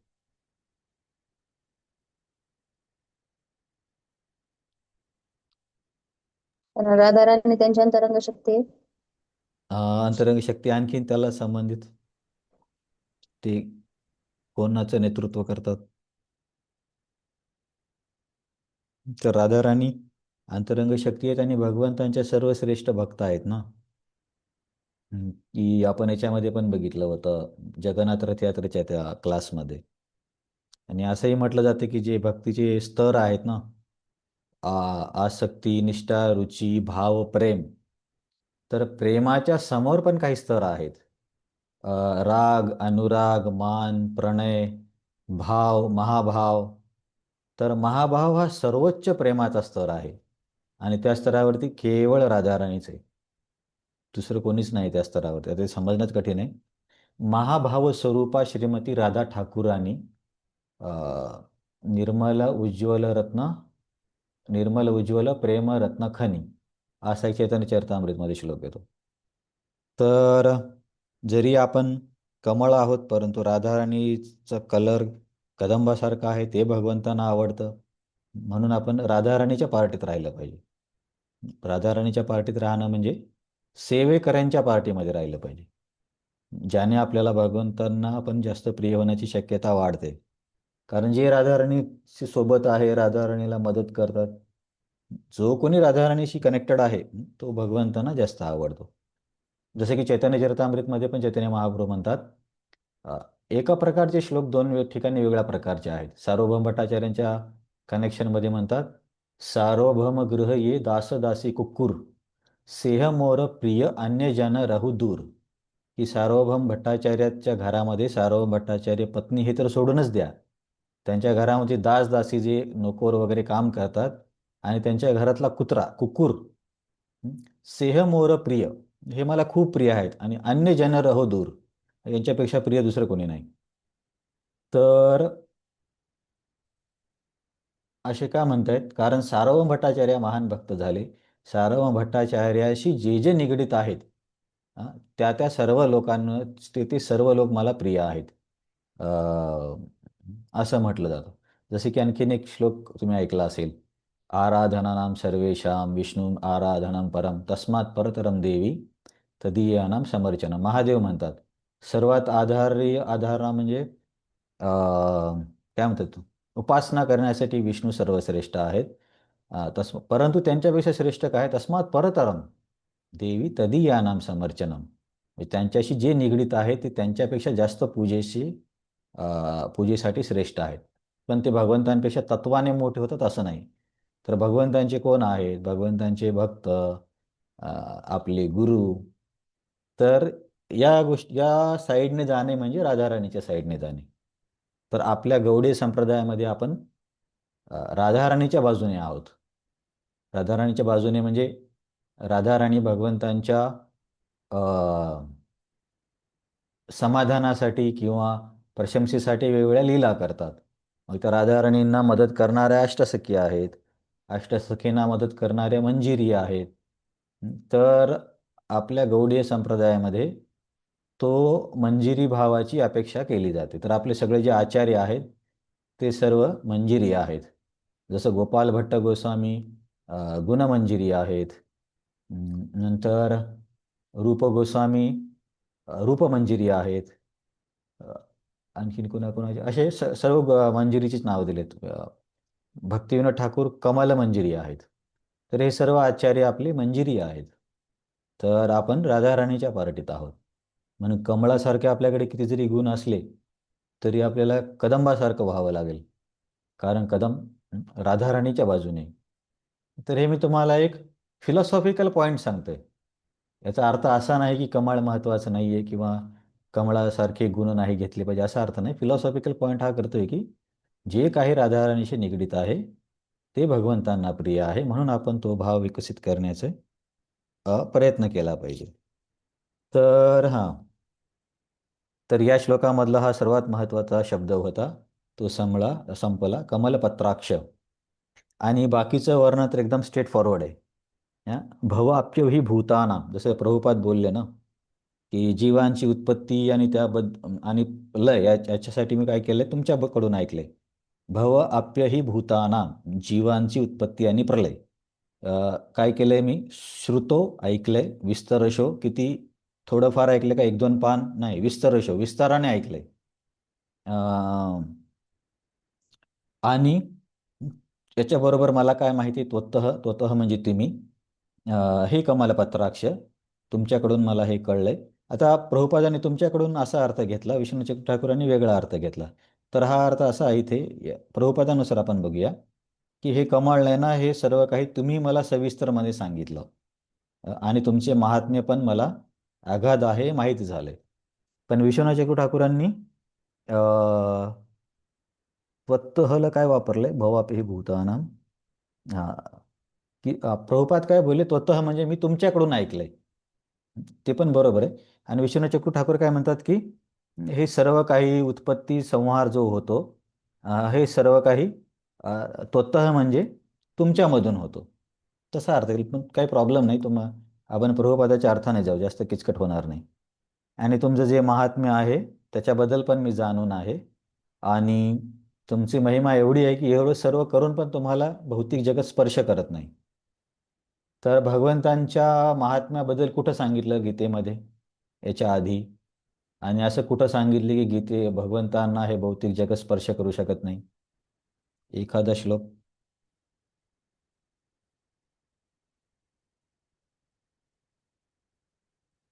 भगवंतांची शक्ती अगाध आहे असं कुठं सांगितलं?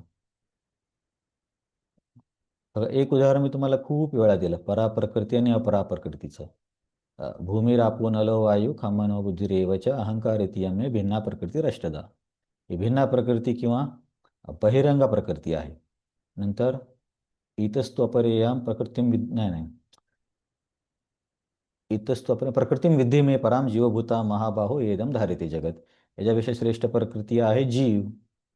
मग नंतर काय भगवंत म्हणतात, एतद योनिनी भूतानी सर्वानी तिपधारय अहम कृष्णाच्या जगता प्रभाव प्रलयस्तता. या दोन शक्तीने सर्व काही या विश्वाची निर्मिती आहे आणि या दोन्ही शक्तीचा आधार मी आहे. प्रभावाच्या वेळेस माझ्यापासून प्रकटीकरण होतं आणि प्रलयामध्ये सर्व काही माझ्यामध्ये विलीन होतं. तर हे भगवंतांचं महात्म्य अर्जुनने आधीच ऐकलेलं आहे. नंतर एक महात्म्य बघा, खूप महत्त्वाचं आहे. मत्तः परतरम नान्यत किंचित अस्ति धनंजय मयी सर्वमिदं प्रोतम सूत्रे मणिगणा इव. माझ्यापेक्षा श्रेष्ठ कोणीच नाही, मीच या ब्रह्मांडाला धारण करून आहे किंवा त्या धाग्यासारखा आहे. तिथं पण आपण भगवंतांच्या शक्तीबद्दल ऐकलं किंवा वाचलं, किंवा अर्जुन म्हणत आहे मी आधी ऐकलं. परत या 10व्या अध्यायामध्ये परत ऐकलं, अहम सर्वस्य प्रभवो मत्तः सर्वं प्रवर्तते. म्हणून अर्जुन काय म्हणतोय की मी तुमच्या शक्तीबद्दल पण जाणून आहे, म्हणजे ऐकलं आहे. तर जाणून आहेचा असं पण आपण म्हणू शकतो की अर्जुनला फार पूर्वीपासून जाणीव आहे. पण मला वाटतं की ते असा अर्थ घेतला पाहिजे की आता तुमच्याकडून ऐकून मला जाणीव आहे, कारण अर्जुन तर आता भ्रमामध्ये होता ना, पूर्वीचं त्याला ज्ञान नव्हतं. ते ज्ञान म्हणजे भगवंतांनी त्याला कव्हर केलं होतं. तर अर्जुन काय म्हणतो की मला तुमच्या शक्तीबद्दल माहिती आहे. कुठं कुठे शक्तीबद्दल सांगितले त्याची आपण चर्चा केली. आणि हे सर्व करूनही तुम्ही कशाने स्पर्शिले जात नाही किंवा कशाने तुम्ही प्रभावित होत नाही. हा, आपण बघितलं ना, भगवंत कसे असतात, उदासीन यद आसीन, की मी उदासीन असतो त्याच्यामुळे मला काही स्पर्श करत नाही. नंतर एक श्लोक काय आहे, मया ततम इदम सर्वम जगद अव्यक्त मूर्तीना मत्सानी भूतानी मया ततम इदम जगत मया इदम ततम जगत अव्यक्त मूर्तीना मत्सानी भूतानी, की मी सर्व जग व्याप्त केले आणि जीव माझ्यामध्ये निर्भर आहेत. नंतर पुढच्या श्लोकात काय म्हणतात, नच मत्सानी भूतानी पश्यम्य योगेश्वरम भूतभृनच्या भूतस्थो लोकात्मा भूतभावना, माझ्यामध्ये काहीच नाही. नंतर मग मी कसं आहे अंटचे सांगण्यासाठी काय म्हणतात, यथाकाश निलो वायू, अ, यथाकाश यथाकाश निलो वायू, जसं की आकाश आहे, वायूने किती जरी प्रवास केला तर तो आकाशाच्या बाहेर जाऊ शकत नाही, तेव्हा आपण बघितलं होतं.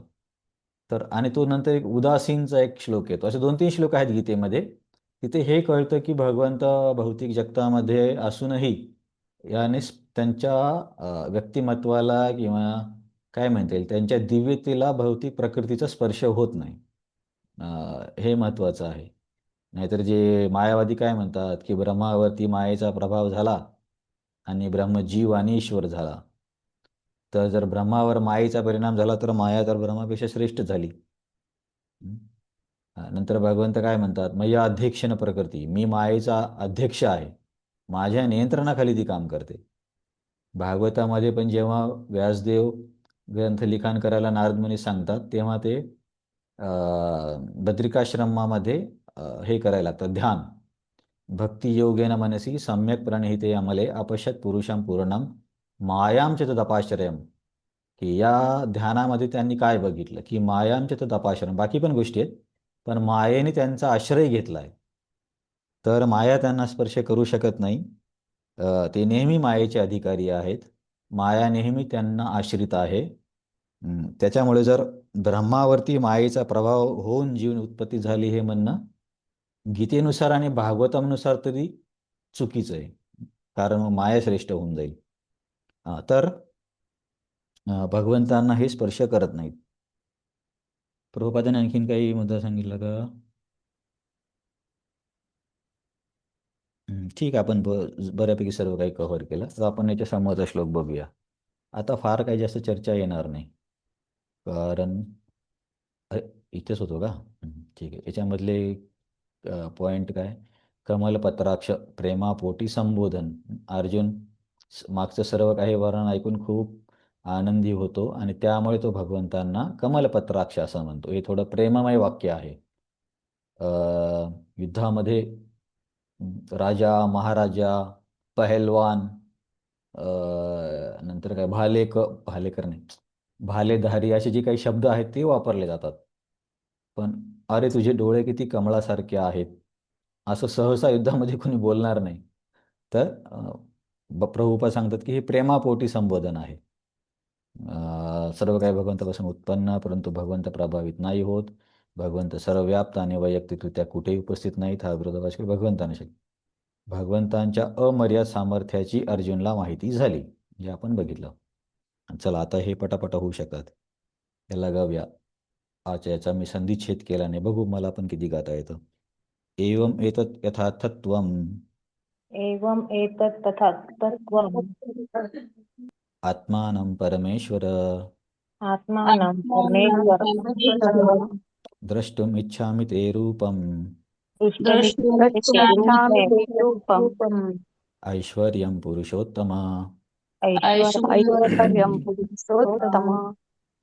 तर इथे अर्जुन काय म्हणतोय, इथं विष्णू चक्रवर्ती ठाकूरांनी त्यांनी ब्रेकअप वेगळं केलंय. एवम एतत् यथार्थत्वम. एवं म्हणजे मी जे काही सर्व काही तुमच्याकडून ऐकलंय. एवम एतद.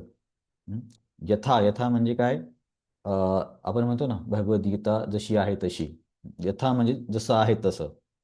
एवम एतत् यथार्थत्वम, की हे भगवंता तुम्ही जे सर्व काही मला सांगितलंय, आत्मानं परमेश्वर. प्रभुपाद म्हणतात की तुम्ही स्वतः सांगितलं. विष्णू चक्रवर्ती ठाकूर कसं सांगतात, हे परमेश्वरा, परमेश्वरा शब्द, हे परमेश्वरा, यथात्वम आत्मानं अथ, तुम्ही जे काही बोलले आहात स्वतःबद्दल, हं, जे काही बोलले आहात म्हणजे मागे एवढं सांगितलं ना सर्व, अहम सर्वस्य प्रभो वगैरे सर्व काही. तर हे सर्व काय आहे? अ, एवम एतत, हे सर्व सत्य आहे. अ, हे सर्व सत्य आहे आणि हे पुरुषोत्तमा. आणि मग शेवटच्या वेळीत काय म्हणतात? द्रष्टुम इच्छामि ते रूपम ईश्वरम पुरुषोत्तमम. इथे अर्जुन आता डायरेक्ट मुद्द्यावर येतोय, की त्याची काय इच्छा आहे, की हे कृष्णा मला तुमचं ते ऐश्वर्यशाली शक्तिशाली रूप बघायचंय. पहिल्या 2 ओळीमध्ये आत्तापर्यंत मला काय कळलं तो सांगतोय आणि पुढच्या 2 ओळीमध्ये आता माझी काय इच्छा आहे ते सांगतो. पहिल्या 2 ओळीमध्ये काय म्हणतो? एवम एतद यथार्थत्वम आत्मानं परमेश्वरा, की भगवंता तुम्ही स्वतः जे तुमच्याबद्दल जे काही सांगितलं ते सर्व सत्य आहे आणि मी तुमच्या शक्तीला किंवा ऐश्वर्याला जाणून आहे, किंवा मला ते त्याचं काय म्हणता येईल, सत्य आहे किंवा त्याचा साक्षात्कार आहे हे मला कळलं. हे एवम एतद यथार्थत्वम आत्मानं परमेश्वर, या दोन्ही ओळीबद्दल आहे. नंतर पुढच्या 2 ओळीमध्ये अर्जुन आता इच्छा प्रकट करतो. द्रष्टुम इच्छामि, सोपंच आहे. द्रष्टुम म्हणजे बघायचं, इच्छामि म्हणजे माझी इच्छा आहे. काय बघायचं? ते रूपम, ते रूप बघायचंय. आता ते रूप कोणतं? इच्छामि ते रूपम ईश्वरम पुरुषोत्तम. आता ते रूप हे कोणतं रूप आहे हे समजण्यासाठी आपल्याला या चर्चेचा संदर्भ बघितला पाहिजे. आता ते रूप म्हणजे नारायण रूप आहे का नरसिंह रूप आहे असं नाही. पण ते रूप म्हणजे जसं आपण बघितलं 10व्या अध्यायाच्या शेवटी भगवंत बोलले, मी सर्वव्याप्त आहे. तर तिथून तो मुद्दा चालू आहे. ते रूप त्याला बघायचंय, सर्वव्यापी विराट रूप.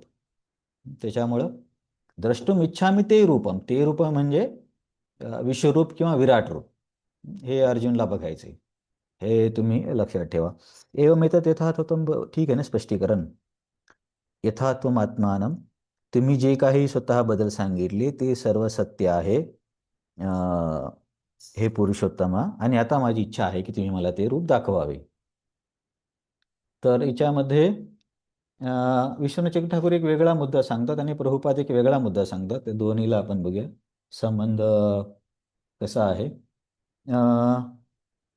किती नंबरचा श्लोक आहे? 3 नंबरचा ना. हां, की भगवंता मला पूर्ण विश्वास आहे की तुम्ही तुमच्या एका अंशाने या जगताला धारण करून आहात, त्याच्याबद्दल मला काही शंका नाही आहे. परंतु माझ्या समाधानासाठी तुम्ही मला एकदा ते कृपया रूप दाखवा, उत्सुकता असल्यासारखी. तर आपण हे जर म्हटलं ना की अर्जुनला सर्व काही माहीत आहे, तर अर्जुन म्हणते की तुम्ही बोलले ना मला एका अंशाने मी सर्व व्याप्त आहे, ते मला कळलं, त्याचा स्वीकार आहे आणि त्याच्याबद्दल मला काही शंका नाही की तुम्ही असं करू शकता. तुमच्या शक्तीचं सामर्थ्य मला कळलं. पण आता माझी इच्छा आहे ते सर्वव्यापी रूप तुम्ही जरा मला एकदा दाखवा. तर का बरं रूप दाखवण्याची अर्जुनला एवढी इच्छा होते? याचं एक कारण विश्वनाथ चक्रवर्ती ठाकूर देतात आणि एक कारण प्रभुपाद देतात. विश्वनाथ चक्रवर्ती ठाकूर काय कारण देतात? की अर्जुन स्वतःच्या समाधानासाठी बघण्याची इच्छा करतो. हं? अ, हं. अर्जुन कशासाठी? हां, समाधानासाठी. समाधानासाठी म्हणजे कसं म्हणता येईल, की समजा तुम्ही एवढं सर्व वर्णन ऐकलं, की अरे त्या पिक्चरमध्ये अशी फाईट आहे, असा सीन आहे, इथे असा एक पॉईंट सांगितला जातो. ही सर्व चर्चा ऐकल्यावरती मग माणसाला वाटतं, अरे तो पिक्चर जाऊन बघितले तर सगळे हे मुद्दे एकत्र बघायला मिळतील आपल्याला. तसं भगवंतांनी सर्व विभूती सांगितल्या आणि मी सर्वव्याप्त हे पण सांगितले. तर अर्जुनची इच्छा आहे, की मला तुम्ही तो पिक्चर दाखवा, म्हणजे मूव्ही दाखवा. आणि तसंच होणार आहे अक्षरशः.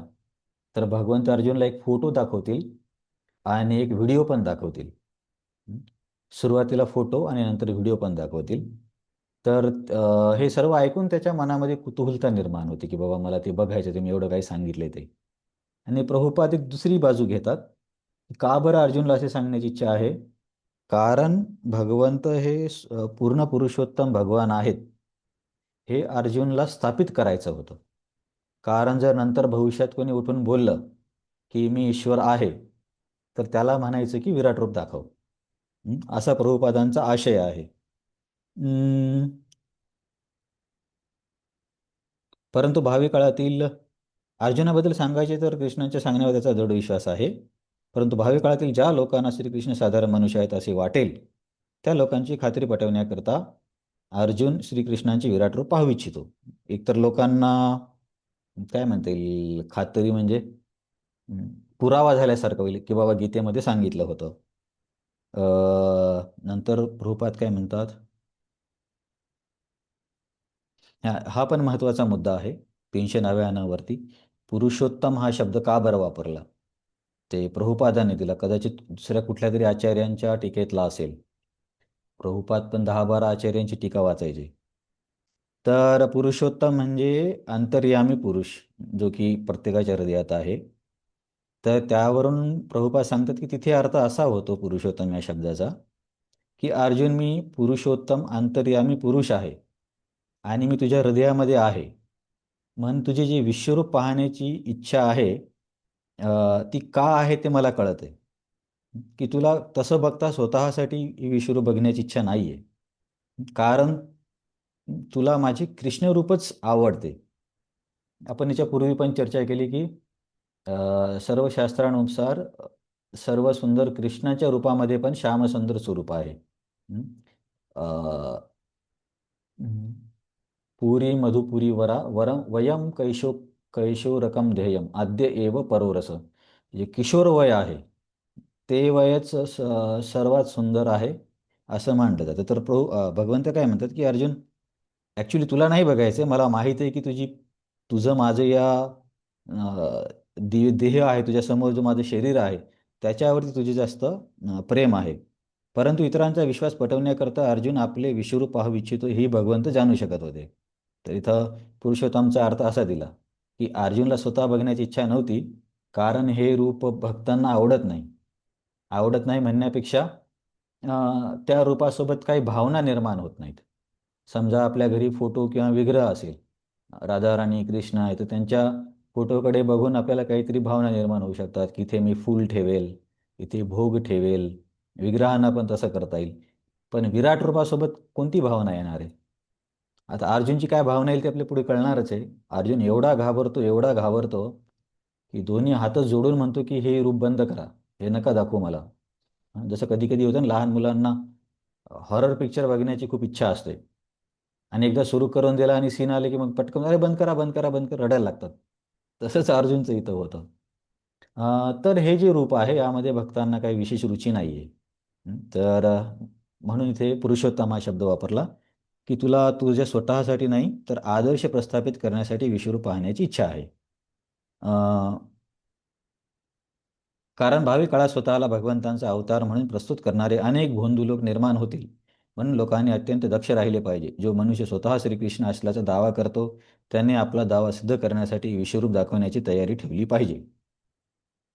आता समजा आपण एखाद्या भोंदू साधूकडे गेलो आणि तो म्हणतोय की बाबा मीच कृष्ण आहे किंवा मीच राम आहे, तर इथे प्रभुपाद काय म्हणतात की त्याला म्हणायचं तू विश्वरूप दाखव. तर समजा असं तुम्ही बोलले आणि एखाद्या अशा व्यक्तीकडे गेले तर तुम्हाला काय वाटतं, काय होईल पुढे, कोणत्या कोणत्या शक्यता आहेत?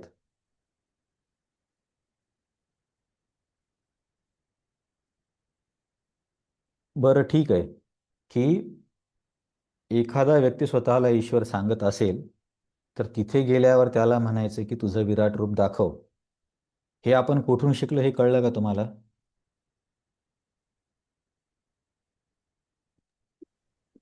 भगवद्गीतेतून. हां, म्हणजे आता तर चर्चा केली ना आपण.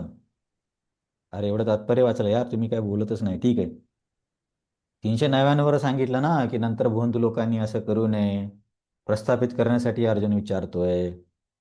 तर मग भगवद्गीतेनुसार आपल्याला कळलं नाही की कृष्णाचं विराट रूप आहे. हां, तर मग आपण एखाद्या व्यक्तीकडे गेलो आणि जो म्हणतोय की मी कृष्ण आहे, तर प्रभुपादांच्या म्हणण्यानुसार काय आहे की त्या व्यक्तीला काय म्हणायचं, पान नंबर 399 वर बघा, मी आशा करतो की तुम्ही गीता सोबत ठेवताय. जो मनुष्य स्वतः श्रीकृष्ण असल्याचा दावा करतो त्याने आपला दावा सिद्ध करण्यासाठी विश्वरूप दाखवण्याची तयारी ठेवली पाहिजे. म्हणून आपण त्याला जाऊन म्हणतो की विश्वरूप दाखवा. तर मला एक भक्त बोलले की ते काय म्हणतात की जोपर्यंत तुमची माझ्या भक्तीमध्ये प्रगती होणार नाही तोपर्यंत ते रूप मी तुम्हाला कसं काय दाखवू? असे पण बोलतात हे लोक.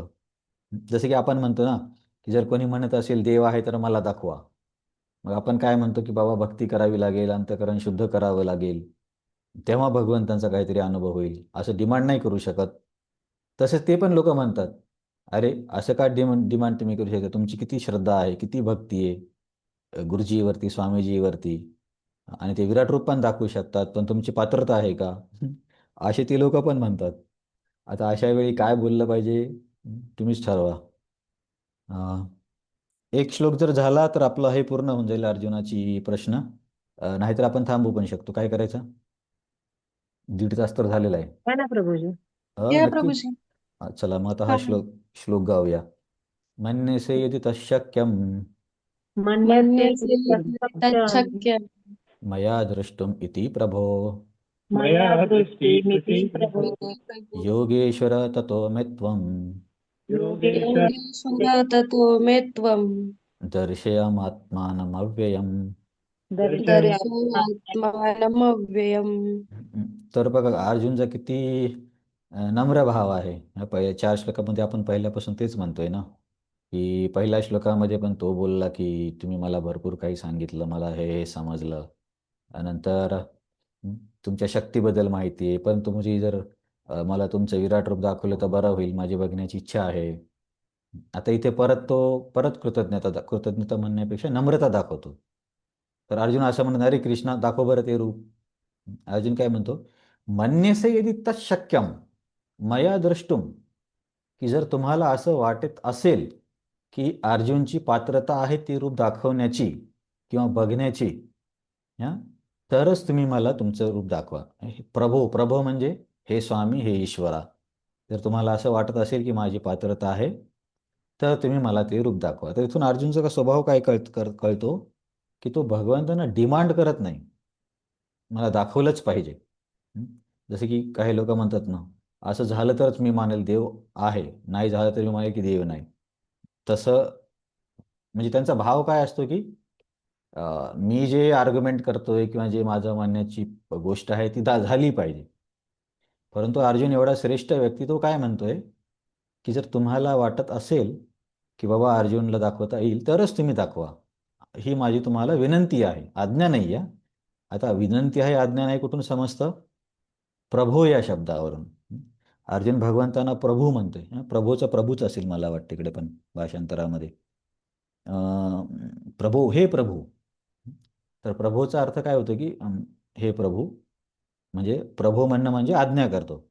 आता समजा आता आपल्या टपोरी भाषेत जर असतं, यार जरा दिखा ना वो, तर ते काय झालं असतं, की एकदम चीप लेवलला आलं असतं.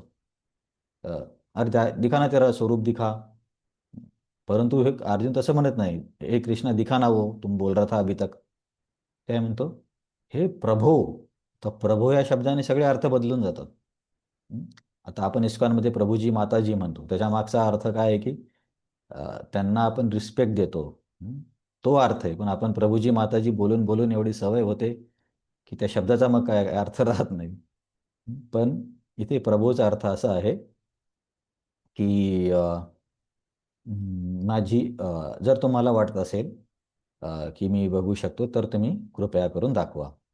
अ, योगेश्वरवरती प्रभुपाद म्हणतात, योगेश्वर म्हणण्याचं कारण हे आहे, की अर्जुनची सध्या समजा पात्रता नसेल, परंतु भगवंत योगेश्वर आहेत. योगेश्वरचा इथं अर्थ दिला, की पात्रता देऊ शकणारी व्यक्ती. हं? किंवा यांनी काय सांगितले विश्वनाथ ठाकूरांनी, अ, योगेश्वर, हां, काय म्हणतायत, की क्वालिफिकेशनला मराठीत काय म्हणतात? क्वालिफिकेशन.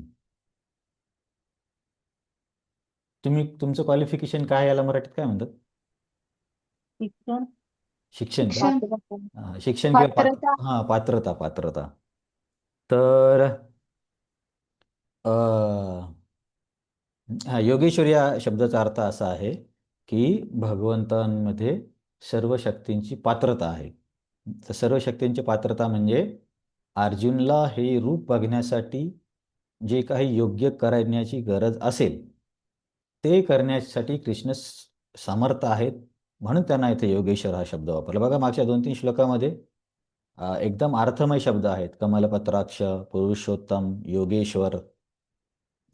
मला वाटतं हे त्यांचं नाव काय?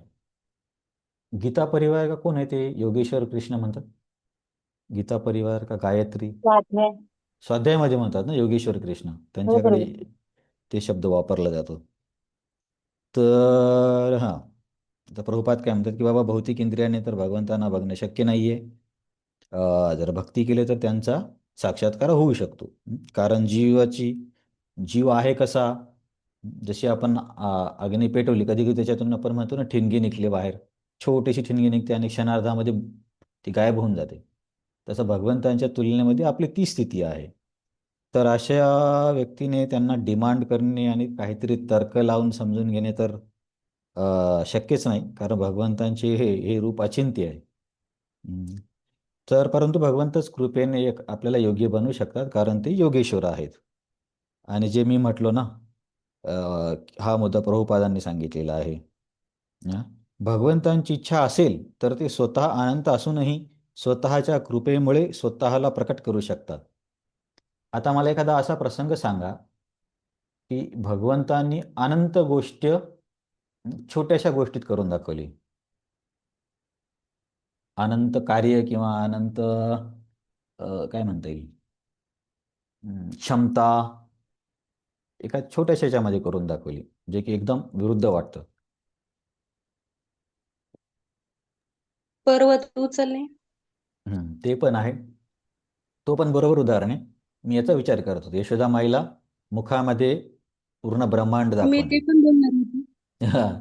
तर तर आता एखाद्या बाळाचं मुख किती मोठं असणार आहे असून असून, 2 इंच पण नसेल, पण तेवढ्यामध्येच त्यांनी यशोदामाईला पूर्ण ब्रह्मांड दाखवलं. असं नाही की सगळ्या ग्रहांना छोटे छोटे ठिपके ठिपके ठिपके केले, असं नाही. जी आहे जशाच तसं. म्हणून ते प्रभुपाद काय म्हणतात,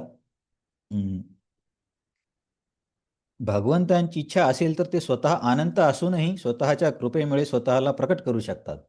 तर हे यशोदामाईच्या उदाहरण आपल्याला समजता येतं की अनंतला अनंत असूनही भगवंत असं करू शकतात. तो श्रीकृष्णांना आज्ञा करीत नाही. आज्ञा करीत नाही म्हणजे आपण म्हटलं की आपण भगवंतांना फोर्स करू शकत नाही की तुम्ही मला दाखवलंच पाहिजे रूप. तर आता हे 4 आपले श्लोक झाले. पुढच्या वेळेस आपण 5व्या श्लोकापासून सुरुवात करूया. बरं झालं मला आठवलं, तुमच्यापैकी किती जण अवेलेबल आहेत. तर माझा विचार आहे की हे सुरू करायचं कृष्णा पुस्तक. तर तुमच्यापैकी कुणाला शक्य आहे आणि कोणता वार तुम्हाला जमेल हे सांगा. माझ्याकडे 2च वार आहेत, मंगळवार आणि शुक्रवार. सोमवारी हा क्लास आहे. बुधवार गुरुवार जेवाडा मुखड्याला कधी जावं लागू शकतं. शनिवार रविवार कॅफेमध्ये सेवा आहे.